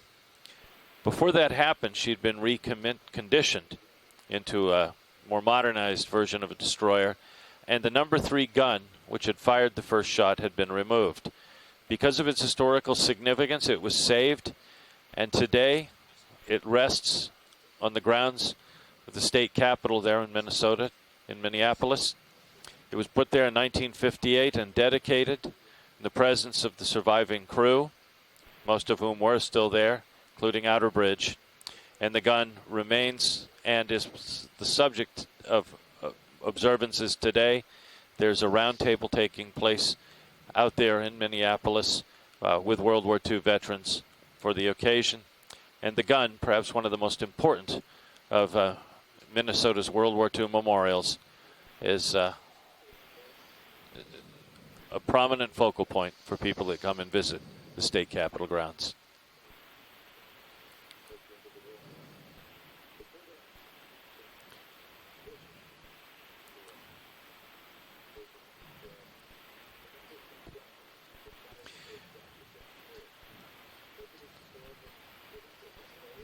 So, Chris, while we're doing this, maybe you want to share with folks some of the marine biological observations.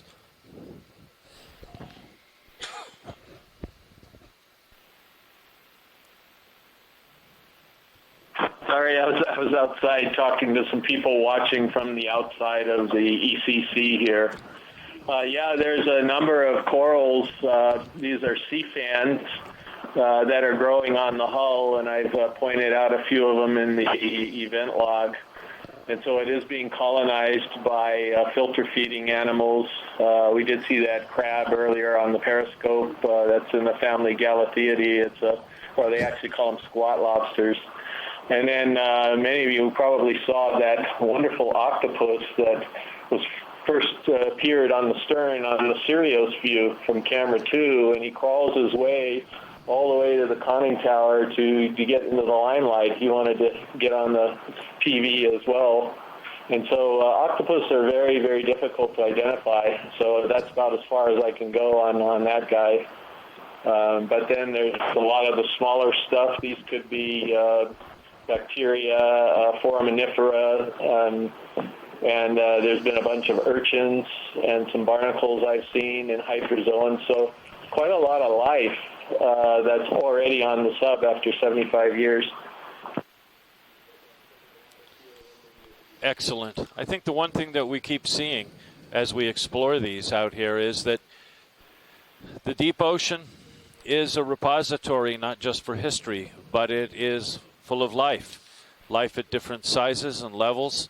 And in this case, a reminder that while this submarine sunk 75 years ago is a war grave as well as a historic site, it is also now the habitat for a variety of marine life that grow here and are part of the marine ecosystem. Also this joining... gap looks similar to us, Jim, as the forward split where the flange bolts are still intact. And in this case, the aft part of the edge of the flange broke away, and the forward gap, it's the forward edge of the flange that broke away, also leaving the flange bolt heads intact. Absolutely. Ladies and gentlemen, you're hearing the voice of Dr. Hans Conrad von Tilburg, who is NOAA's Office of National Marine Sanctuaries Maritime Heritage Coordinator for the Pacific.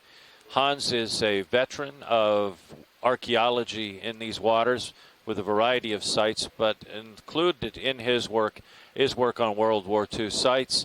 One of his other projects was documenting a PBY sunk out there at Kaneohe during the attack. Hans, one of the things that you've pointed out in our discussions has been that while Pearl Harbor is the name of the attack, it certainly was much larger than the attack on Battleship Row. And I think the site that we're looking at here, 5 miles offshore, is an indication of that and of a three-dimensional battlefield on that morning, both in the air, undersea, and then across the island. Perhaps you'd want to talk a little bit about that. Yeah, that's a good point, Jim. I used to bring that up in class that, when you think about it in terms of sea floor and land, we don't live on islands, we live on the tops of mountains. And everything that's fallen into the ocean or sunk or shot down or lost often remains on the slopes of that mountain. It's just covered with water and we can't see it.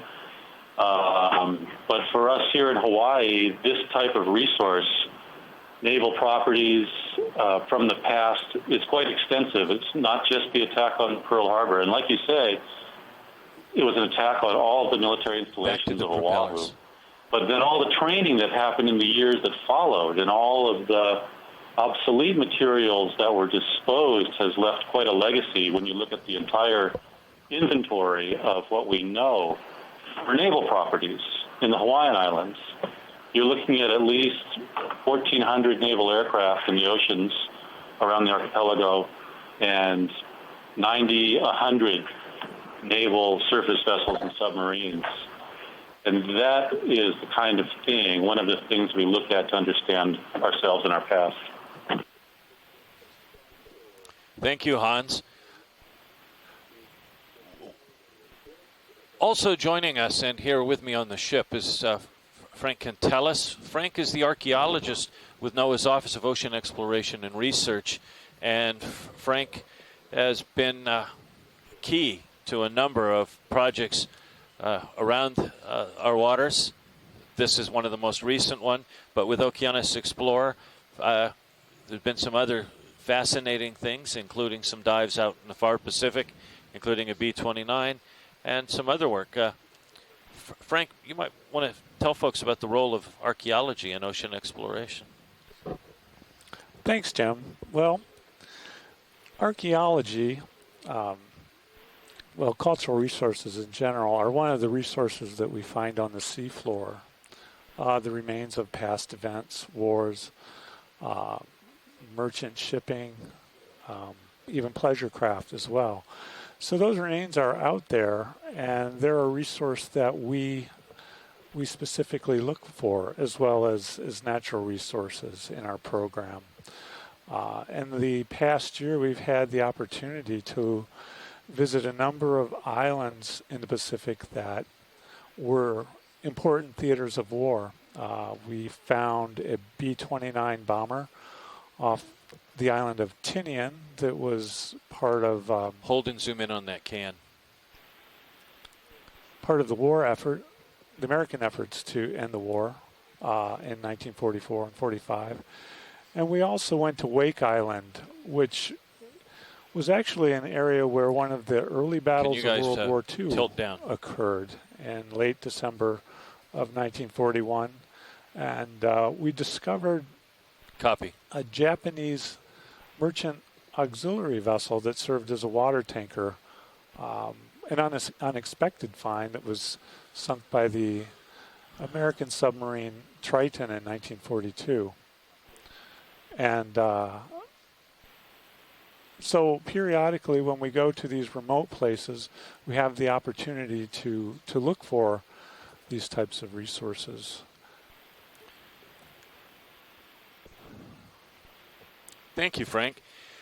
We are now at the stern of the sub and lining up. Looking forward into the gloom, you can see the conning tower just ahead of us. And we're now at the propellers. There are two of these. These are counter-rotating propellers. You can see the propeller guard. And also in this area are the dive planes.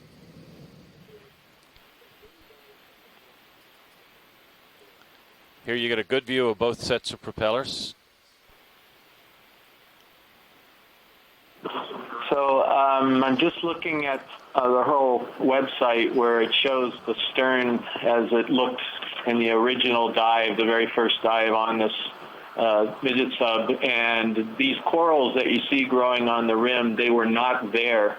They have since colonized the submersible in the last 14 years. It's pretty interesting. I hadn't noticed that, and I was wondering about them. I hadn't noticed them from my memory. Yeah, that's a good observation. The other thing I want to point out to everybody is, yes, that is a Pepsi can, or some sort of a can there. And there's hardly a place we go where we do our research, even in sites that have never been discovered, where we don't find trash.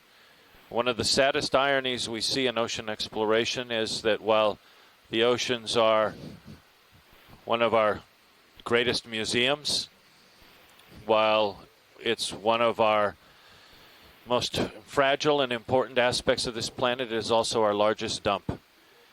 And a metal can is one thing, plastics are another, and we see a fair amount of plastics.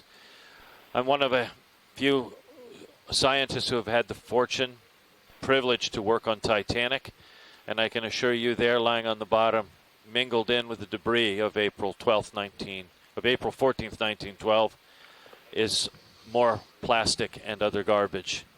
It is a problem, and it's a problem not only when it sits at the bottom of the ocean, it's a problem as it begins to be ingested by marine life. Our colleagues ashore in the Office of National Marine Sanctuaries, in particular working at Papahānaumokuākea Marine National Monument, can speak powerfully to the impacts of plastics not only on the marine life but also on the seabirds. A variety of these birds ingest marine plastic. They're filled up with them. They cannot get rid of them. And these birds then starve to death and lie littered on the atolls out there in the monument. We are having an impact as human beings on the marine environment. And in the midst of a somber reflection of the history of 75 years ago, again, we're compelled to point out the fact that we continue to throw garbage into the sea.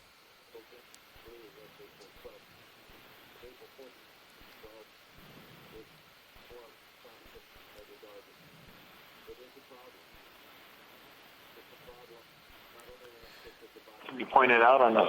Jim, cans and bottles roll pretty well underwater, and particularly in areas south of Honolulu where there are dredge spoils. Yes. And debris disposed, and if the bottle and the cans roll out of that, they can travel for miles across the bottom until they find some kind of little depression or wreck to lodge themselves against. And so, unfortunate fact, but we see that stuff rolling around the bottom all over the place. Absolutely. Absolutely. And here we are 5 miles offshore, and this thing has certainly made its way along. This is not because somebody came out to the site and threw a can overboard. Terry Kirby, when you were diving on this as a sub-pilot and you noticed the position of the planes, you had some observations about how this sub went down and came to rest on the bottom. We talked a little bit about that, but perhaps you'd like to share more. Yeah, the thing that when we first spotted this on the bottom, the thing that really amazed us was that there was no depth charge damage, which, as we saw in the Monahans, washboard of the hull. and there was no implosion damage, so it sank at a rate below its operating depth that would allow it to flood, so it didn't implode. But the main thing we noticed that was pretty amazing was that there was no impact damage with the bottom. We noticed that the stern planes were in the up position, so that's why we figured it had traveled about a mile planing, and it would have accelerated until it had enough effect that it would have pitched up and then stalled. So we think that's why it ended up this far away.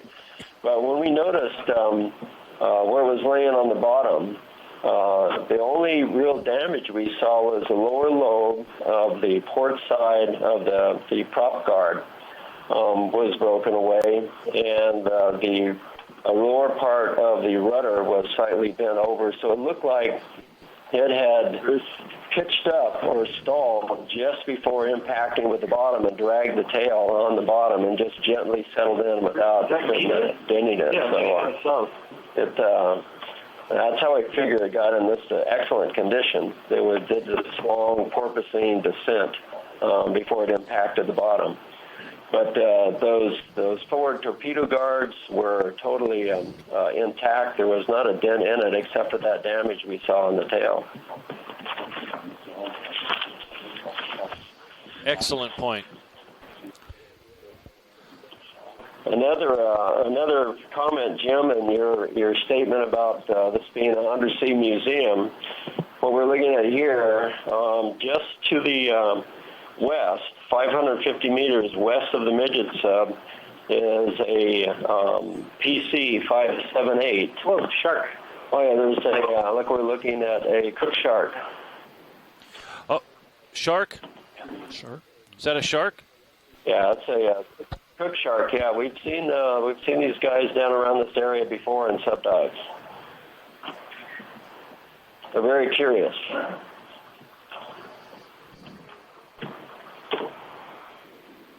Again, as I was saying, to the south of this sub is another a Navy sub chaser patrol craft. Is the PC-594, and 765 meters just north of this sub is the wreck of the giant seaplane Marshall Mars. So this is an amazing undersea museum just off of southeast of Oahu. Absolutely. I think one of my favorite memories, Terry, is having been in the Pisces with you and Hans when we were privileged to join you in the discovery of the Japanese super submarine I-400, and then the USS Kailua, the former cable repair ship Dickinson, which actually was coming into Pearl Harbor on this morning 75 years ago. A reminder, there's so much that rests out here, and just the other day, Okeanos Explorer was looking at another one of your finds, doing some ongoing mapping and documentation of the U.S. submarine S-19, which had been scuttled as part of a Naval Arms Limitation Treaty commitment by the United States in 1938. So, Honolulu, you want to talk a little bit about our visitor?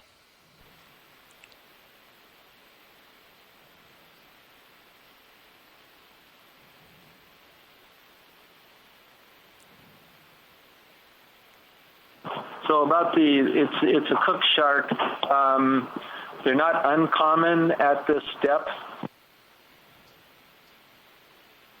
What do these guys eat?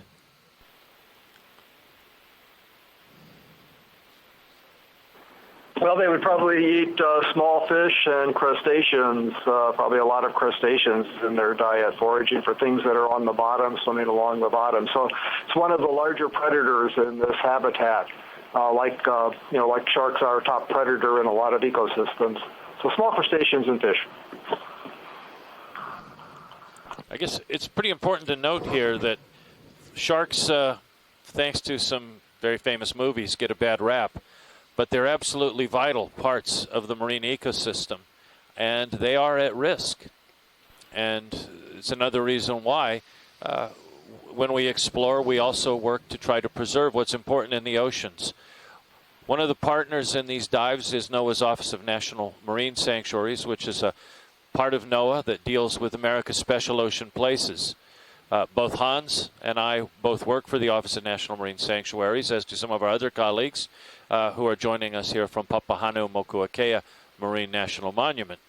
Hawaii Humpback Whale National Marine Sanctuary here in Hawaii protects that important species. In addition, there are national marine sanctuaries in American Samoa, at Olympic Coast off of Washington State, Cordell Bank, Greater Farallones, Monterey Bay, and Channel Islands in California, Flower Garden Banks in Texas, the Florida Keys, Gray's Reef off of Georgia, the wreck of the Civil War ironclad USS Monitor off North Carolina, Stellwagen Bank of Massachusetts, and Thunder Bay National Marine Sanctuary in Lake Huron. There are 2 national marine sanctuaries that are in the process of being evaluated for designation as well, at Mallows Bay on the tidal waters of the Potomac outside of Washington, D.C. and Maryland, and in Wisconsin, where a Morton group of shipwrecks are also under consideration. These special places protect species, protect historical resources, protect the marine environment, but are open and accessible to the public. Fishing does happen. All sorts of recreational uses happen.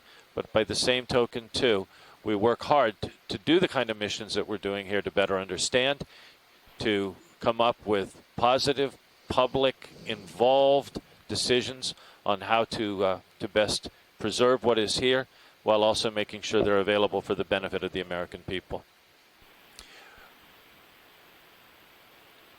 We are now heading towards the bow.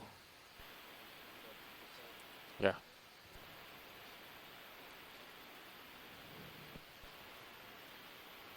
Right.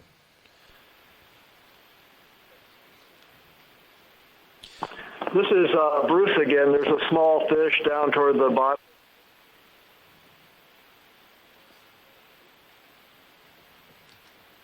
Yeah, go ahead, Bruce. Tell us a little bit more about the fish that you spotted.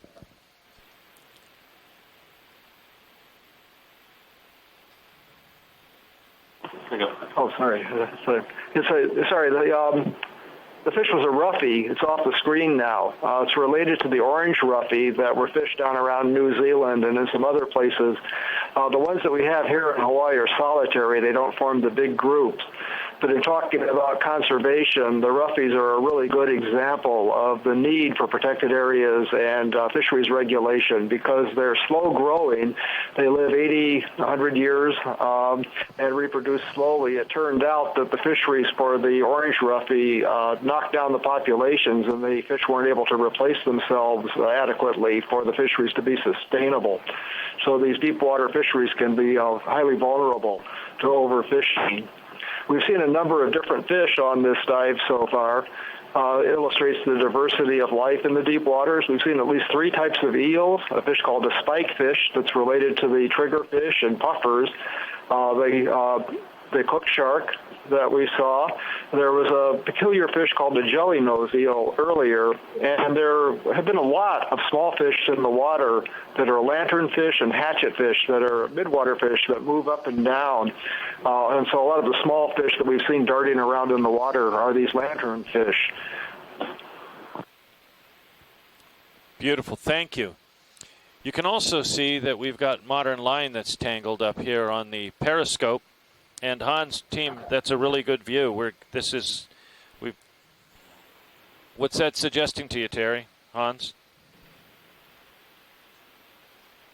Yeah, that looks to me like that was facing forward. Yeah, that looks like to me like that's the optical lens facing forward, which is what we saw with the handles and the periscope. So they must have got a glimpse of the water, as Will Lerner observed, and probably put it forward and folded the periscope handles up, and we're trying to dive before that shot hit. Yeah, see the lens there? Oh, yeah. Yeah. That's great work, pilots. That's excellent. Beautiful. Amazing. Yeah, that's absolutely beautiful. The light on that periscope is stunning. So that line has always been a great windsock for the current conditions, and we can see that it has totally shifted during this dive from coming out of the west, now coming out of the northwest.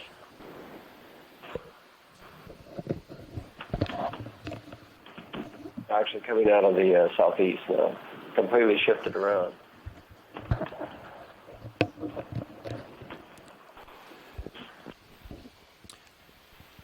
Pilots, before we go here, if we can sort of pan down, I'd like to take a look at the hatch. It should be directly in front of us, in front of this. That's a great view of the top of the periscope. Yeah. That's beautiful. Look at that.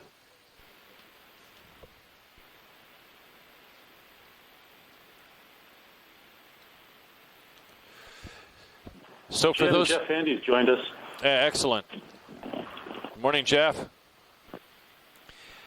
So for those of you who are watching, we are now looking at the top of the sail conning tower, and this is the only access point into the submarines, and that is through this 21-inch diameter hatch.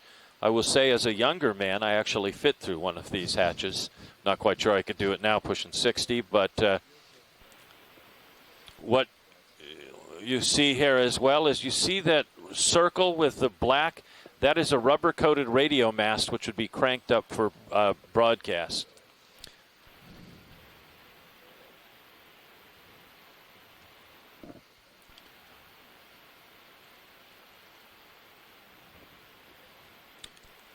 As well, for those of you who are just joining us live right now, we are broadcasting from the NOAA ship Okeanos Explorer 5 miles off of the entrance to Pearl Harbor off the island of Oahu in Hawaii. We are diving on one of 5 Kohaoteki or Type A Japanese Midget submarines that were deployed during the attack on Pearl Harbor 75 years ago today. At approximately 6:37 in the morning, 75 years ago, this submarine was spotted, tailing the USS Antares, trying to enter Pearl Harbor. It was also spotted not only by the crew of Antares, but by a PBY Navy aircraft piloted by Lieutenant William Tanner. After Tanner dropped smoke pots and Antares called the duty destroyer USS Ward, Ward went to quarters.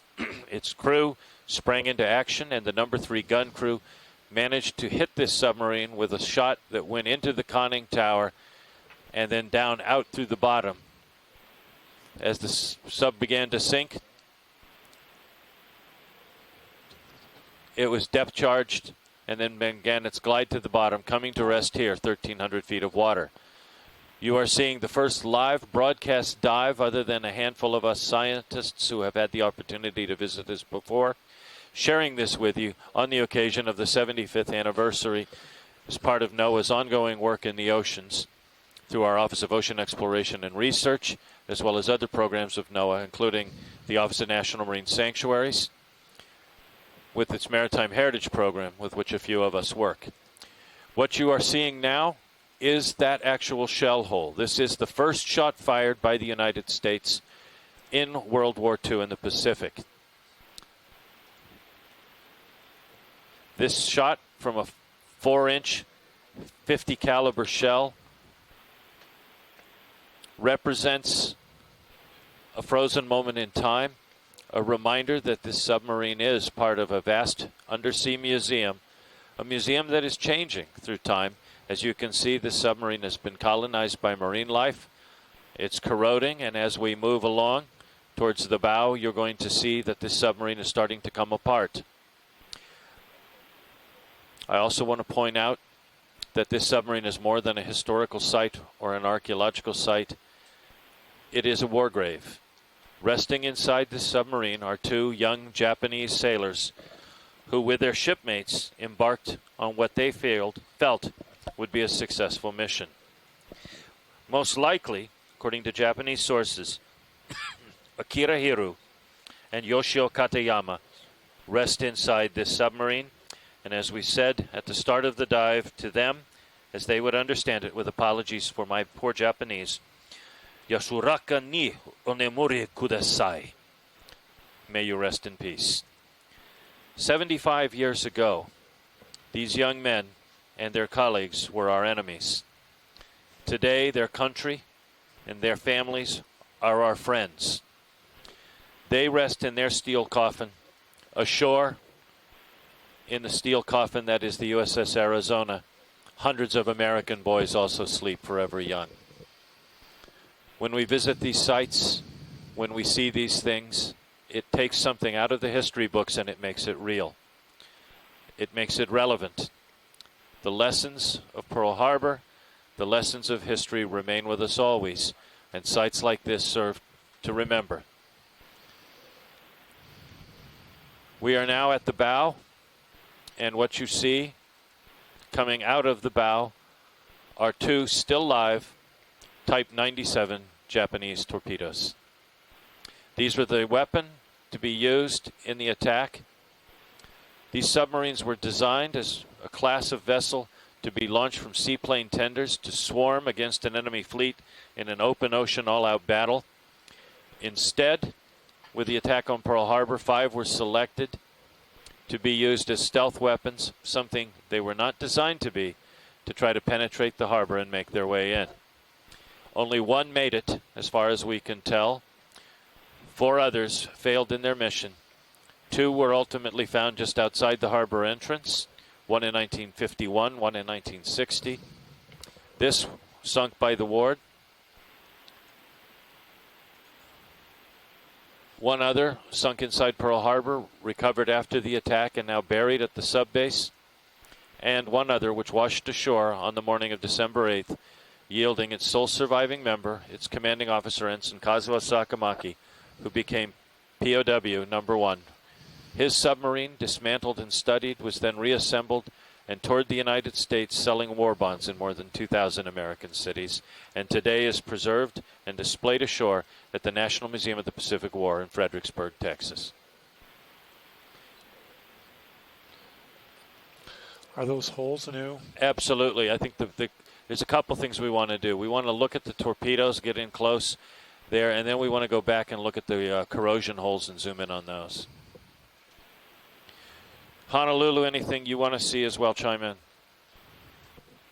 What's happening? Yeah, we were just talking about moving to the left, getting low, and zooming into this damage area. Those holes are something we'd like to peer into, and it looks like the tubes and maybe even the torpedoes themselves are beginning to be seriously compromised, as in melting away. Yeah, roger that. We're going to start with the torpedoes, and then we're going to go to the we'll go to the corrosion holes. So what you're looking at, folks, is the warhead of a Japanese torpedo. There were 2 of these mounted, one over the other. They were fired from inside the submarine by the crew if they were to be deployed. In this case, this submarine was sunk before it could actually make it in.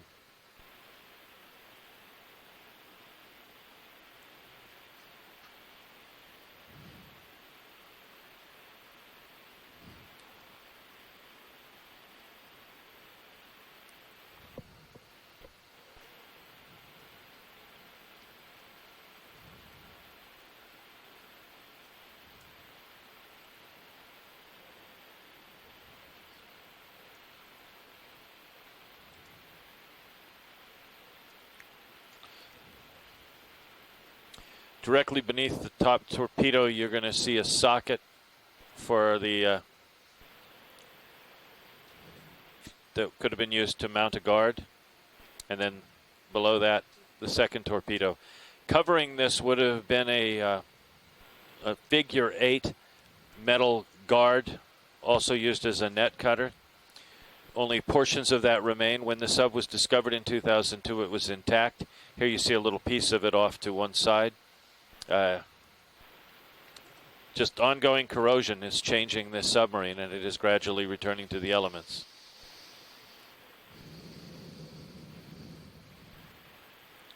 Yeah. This is good, guys. Beautiful work.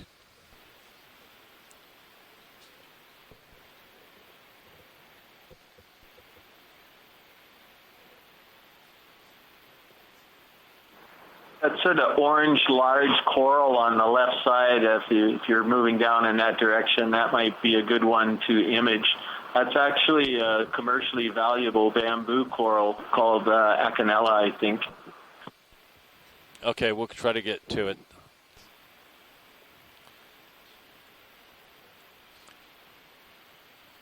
So pilots, after we look at this rust, there's a coral that Shoreside wants to see. It's a bamboo coral.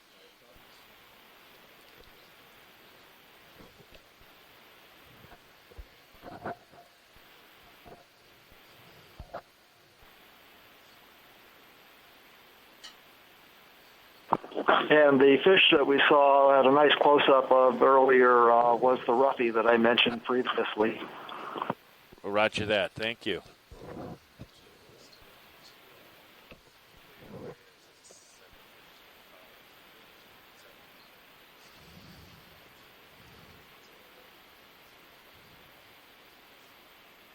So that's the coral right there that Jim.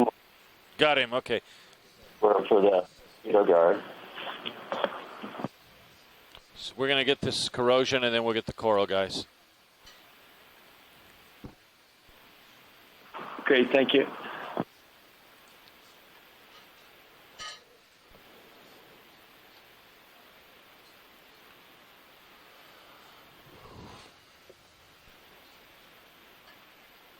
So this fish you're seeing is Limonema rhodocure.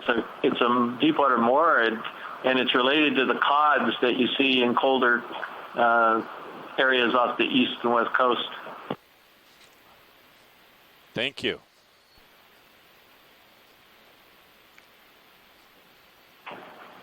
Do you catch any glimpse of the torpedo tubes through these holes yet, or no? Up top, yes.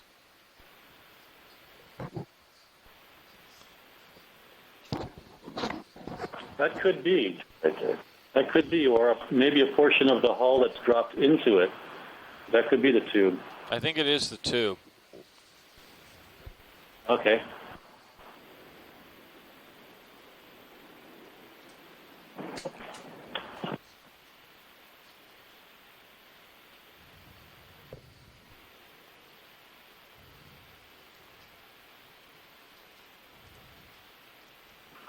Yeah, so this is a bamboo coral. It's given its name because if you look very closely, you'll see little black bands periodically along the branches. And in this particular species, that's where sub-branches are coming out. Those black bands give it the appearance of bamboo, and that's how it got its common name. So this bamboo coral in some places of the world are actually made into jewelry. But it's pretty interesting because this coral was not on this mini sub in 2002, so it's another new colonization. Excellent. So definitely a fair amount of change gone on since the last time we were here. Yeah, there's a lot of different biology. So it's really interesting. A lot more of these other corals that are in the family Primnoidae, a fairly common deep water family. But just the number of corals and other animals has definitely changed, and they're more abundant.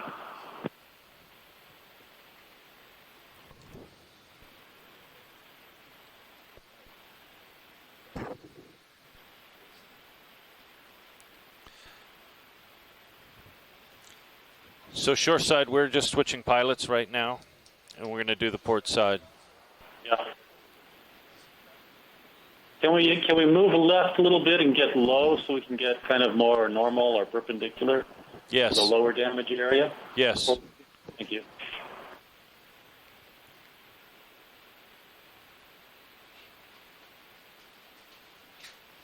So shoreside, just so you know, we are going to conclude this dive at 7:55.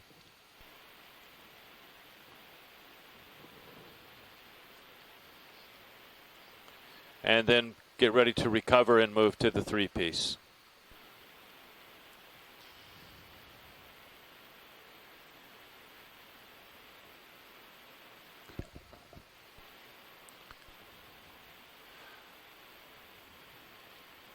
So pilots, from here we're going to go back along the port side. We'd like to do it a little lower.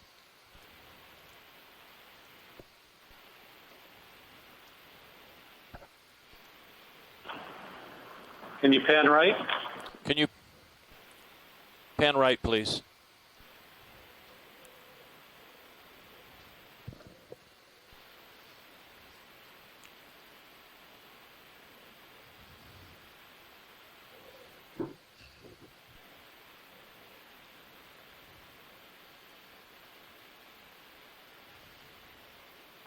Jim, does this seem like a breach in the main hull to you? I think we're probably as low as we can get up on that berm, so we can't get a good shot at it. But yeah, it does. That's a lot of scale to come off 8 millimeters of steel. And it may be a breach.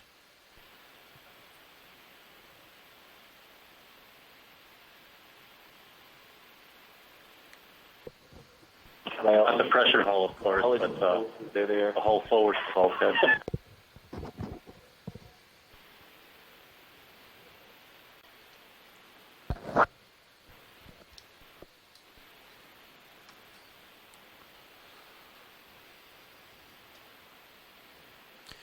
Yeah, look at that, Hans. It's just fallen away. Yeah, that's quite a big opening in this free-flooding area. As well, if that's it. Do you think any of the chemicals on board might be causing this corrosion? There's acid in the batteries. Yeah. But Jim and Hans, is there any chance that this hole opened up when the bow actually collapsed, hit the sediment and broke open part of it? I think that's a possibility, yes.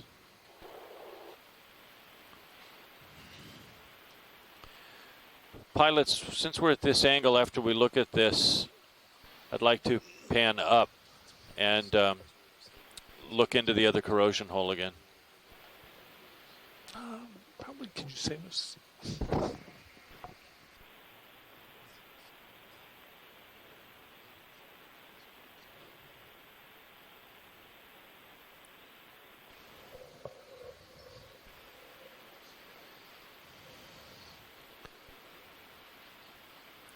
So we're going to look in the top hole. Perfect. And let's zoom in a bit. So Hans, you seeing this? Yeah. That's torpedo tube. Roger that. And you can see the frame here too.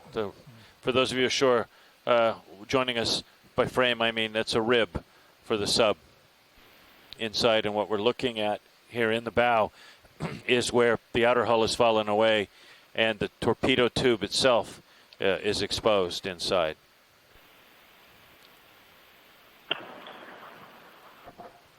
My guess would be that it was fairly weak already, but nothing was impacting it until the flange broke and the bow set down into the scour, and it just opened up that lower section right up to the tubes. I believe that this would all be forward of the watertight bulkhead, so this is a free-flooding area. That's correct. And this is where the cylindrical hull becomes the oval hull at the bow, but I would guess it would still be, or have been, the original 8 millimeters of hull steel. Yeah, that would be right. And this is a cold-rolled steel. Now.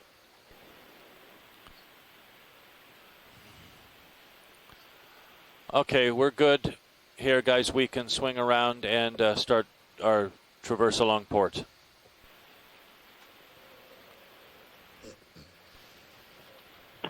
Thank you for that. Excellent coverage.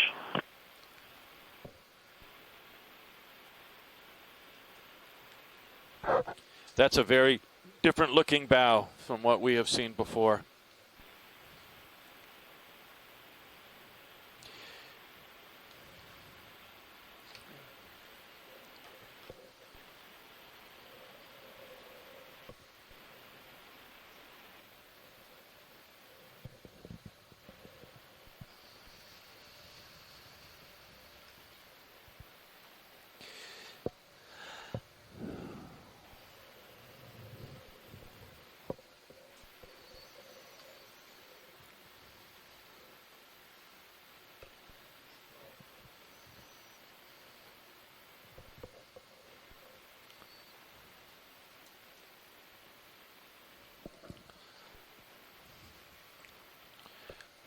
As we're lining up, I think a couple of comments are in line, given the occasion upon which we are diving. 75 years ago, the United States and Japan found themselves at war. 75 years later, our two nations are friends and allies. When we dive on sites like this, and we reflect on the events of the past, it's important that we reflect on all that has happened since. One of the reasons that we are diving on this submarine is that this wreck, this war grave, at the request of the government of Japan, is managed by the United States. We do so, and we've accepted this as the United States government, under the same principles of international law and agreement that see our war graves protected in waters around the world. Indeed, one of the things that I have noticed as an archaeologist is that as much as the ocean is perhaps one of the greatest collections of our history, it has been our biggest battlefield, and indeed probably the largest graveyard we know. With American ships that have been lost in other waters, we expect that they will be respected, that these graves will remain inviolate, slowly rusting away in peace into the darkness. And we offer that same courtesy under law to our former foes and to those who have lost their ships in our waters. At Monitor National Marine Sanctuary, teams from the Office of National Marine Sanctuaries have been working to document and understand the ships lost in the Battle of the Atlantic, including merchant vessels torpedoed and lost with their crews and German U-boats, which we also work to protect and to preserve as war graves. In the case of this craft, the United States Navy's Navy History and Heritage Command, the National Park Service through its Submerged Resources Center and Valor in the Pacific National Historical Park, and the National Oceanic and Atmospheric Administration's Office of National Marine Sanctuaries, Maritime Heritage Program, and Office of Ocean Exploration and Research work together as well to protect these sites, primarily by visiting them and documenting them with partners such as those who have carried the water for so long, like the University of Hawaii's Hawaii Undersea Research Lab. We want to be looking there and trying to light that up, guys. So we're now looking at an area where the bow, these submarines were built in 3 sections, has separated and torn. You're seeing electrical wires. These are battery-powered submarines. Can you turn the lasers on, please?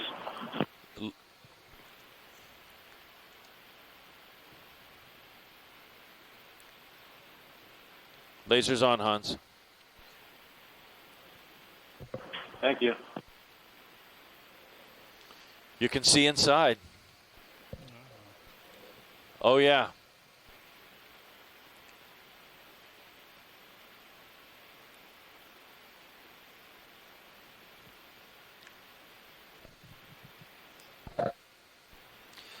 For those of you watching, we have protocols in place in sensitive sites like this. We do not anticipate seeing the crew. They were in the center section in their battle positions at the time of loss.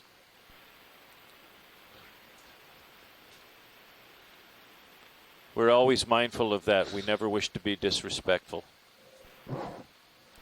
What you're seeing is deteriorated material from the inside of the sub, metal that has fallen down. We're in an area just by a bulkhead. There you see one of the frames or ribs of the craft.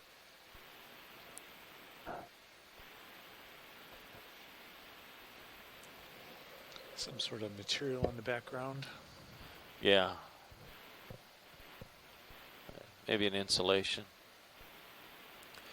Submarines, submersibles are wet inside. It's not that they leak. They have condensation. Terry and the team joining us from Diving the Pisces can tell you all about that. So oftentimes submarines have some form of insulation. basically to deal with the cold that comes through, but also the wet, unless, and that's for subs that are out there all the time.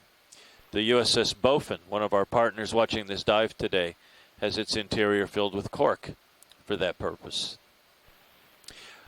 While we're on that subject, I just want to call out to our colleague there at the Bofin, Dr. Kelly Gleason-Keogh, another archaeologist from NOAA's Office of National Marine Sanctuaries and the Maritime Heritage Coordinator for Papahānaumokuākea Marine National Monument, is there interacting with the public and sharing this live dive and answering questions. Aloha, Kelly, and thank you.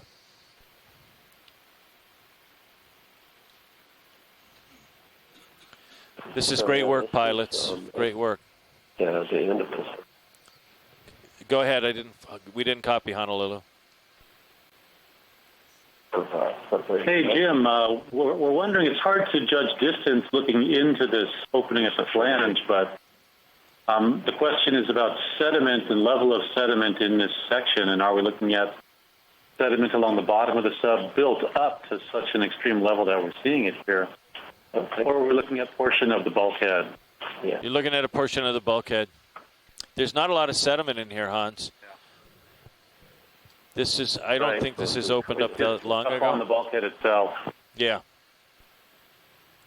Wow, look, you're looking right through here. Look at that.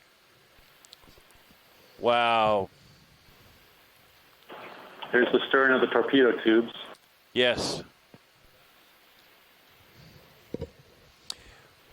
There it is. Yes.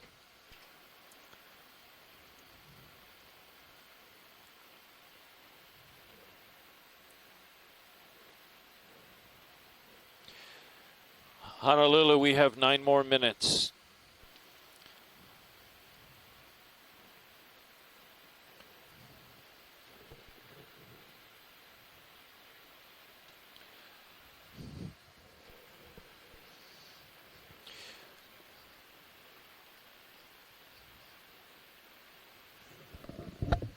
With the damaged portions at the bow and the way this is split open, it really does look like this wasn't a slow settling of this thing breaking away at the flange, but a single drop.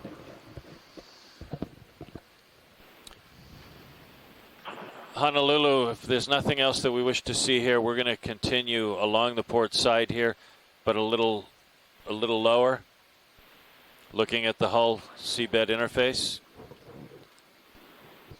That'll be good. Thank you. So, guys, we're going to keep going and looking towards the bottom here. Perfect.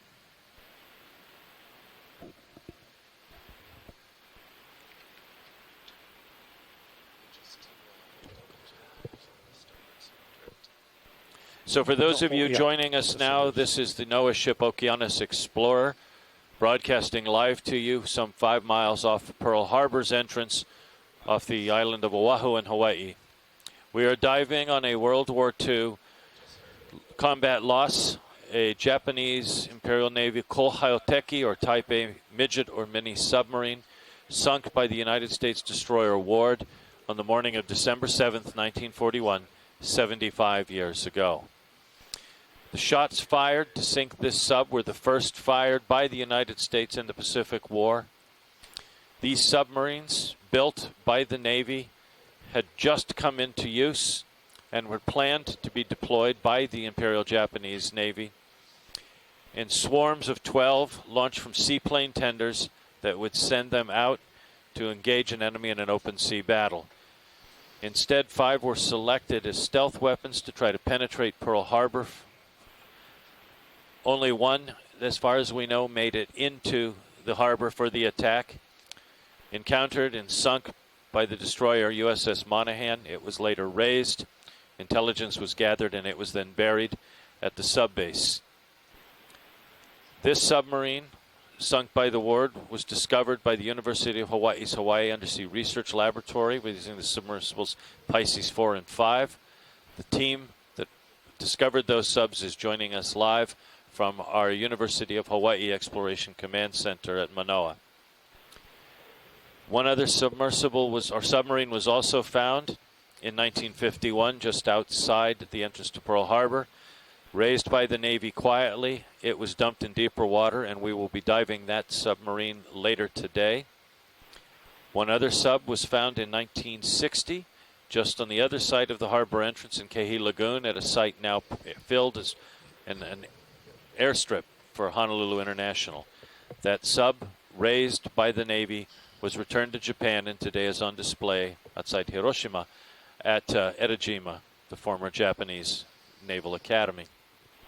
One last sub washed ashore on the morning of December 8th, having been able to penetrate Pearl Harbor. Its commanding officer and sole survivor, Kazuo Sakamaki, was America's first prisoner of war in the Pacific. His sub, studied, dismantled, and then put back together, toured the United States selling war bonds in more than 2,000 American cities. Today, it is displayed at the National Museum of the Pacific War in Fredericksburg, Texas. This sub that you're seeing is being offered for the first time as a live interactive dive. The work that NOAA's Office of Ocean Exploration and Research does using Okeanos Explorer, along with partners such as the Ocean Exploration Trust and the EV Nautilus, Dr. Robert Ballard's organization, as well as the Schmidt Ocean Institute with the RV Falcor and others, engage in active, ongoing research in the oceans. Dives like this, enabled by telepresence, that is, this remotely operated vehicle, this robot cruising along the wreck, driven by an exceptionally skilled crew here that we're working with, joined by the ship's crew, work in tandem to not only document these sites but stream them back via satellite and onto the internet so that the public can watch and participate, but also so too can other scientists. So while we're looking at this as archaeologists, we have historians, we have oceanographers, we have marine biologists, geologists, and people from all over the world participating in a both scientifically efficient and cost-efficient way to explore Earth's final frontier, the oceans. 2/3 of this planet is covered by water. Only 5% of it is known, and it's absolutely important that we know more about it. In particular, what you're seeing is a reminder that this is a vast undersea museum, and on the occasion of the 75th anniversary of the Pearl Harbor attack, we're bringing you this, starting as we did to the minute 75 years ago, when this submarine was encountered and shot at and then sunk in the first actions of Pearl Harbor. This submarine, most likely launched from the larger submarine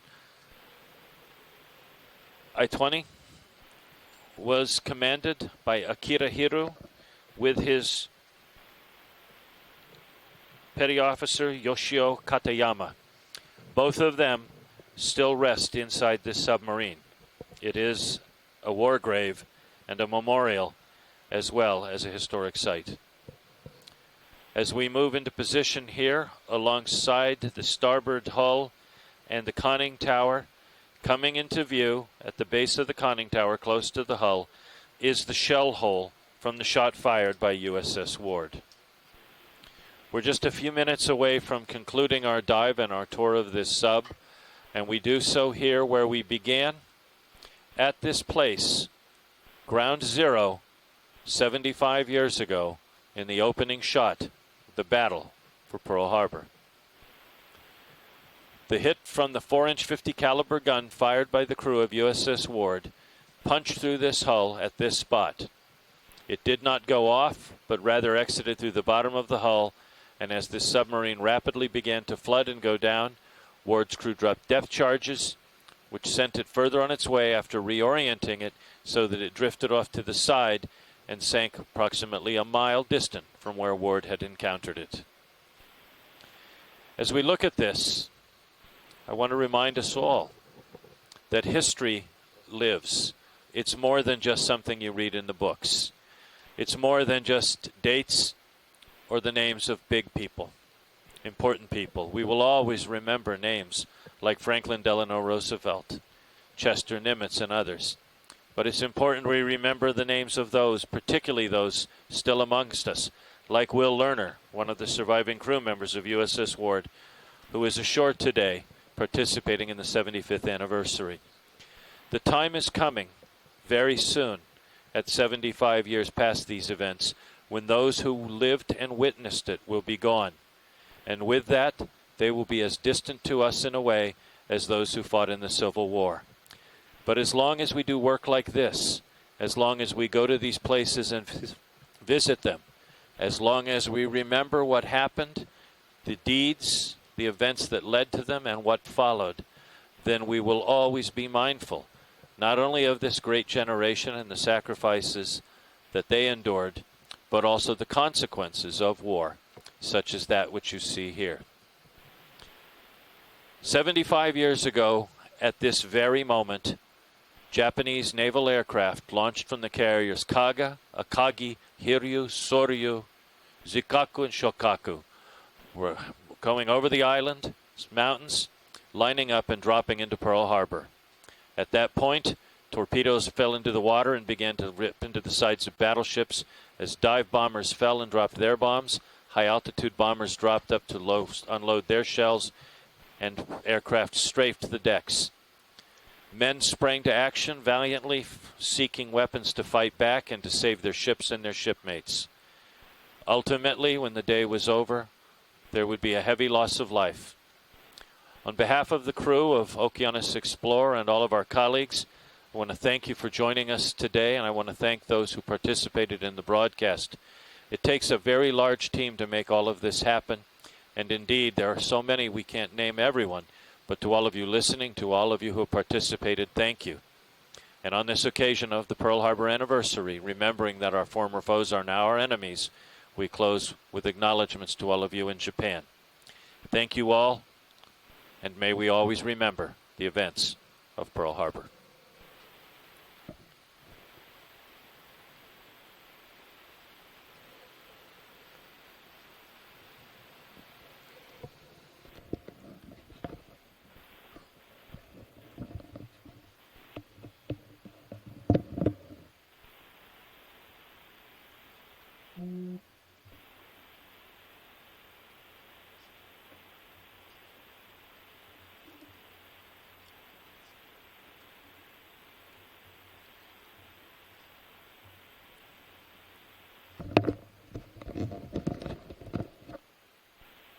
Guys, well done. Exceptionally well done. Thank you.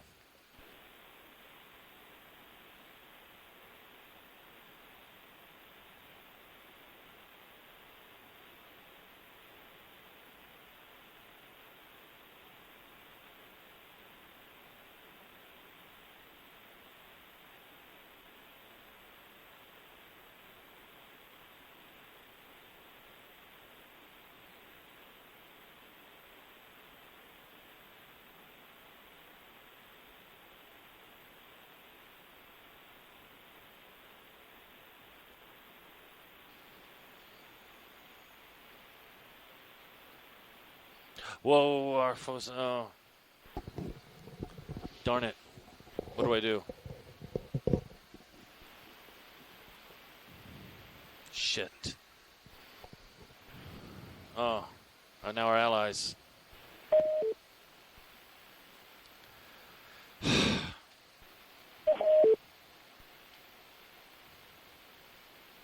Ah.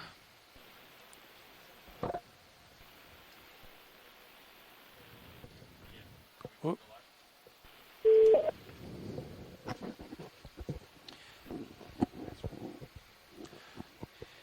And so, here with the question. right. And so, ladies and gentlemen, thank you all for joining us as we dived on the Midget submarine sunk by the USS Ward. A reminder again, as we go, that what happened 75 years ago happened between enemies. Today, we are friends and allies. And together, we join in understanding our history and our heritage. We join together in remembering those who fell, and we join together in an ongoing quest to not only understand history, but to delve into the oceans and understand what rests here in the final frontier, more than just a museum to our own human experience, but an area full of marine life and an area which is vital to the ongoing survival of the planet and to our species. Thank you.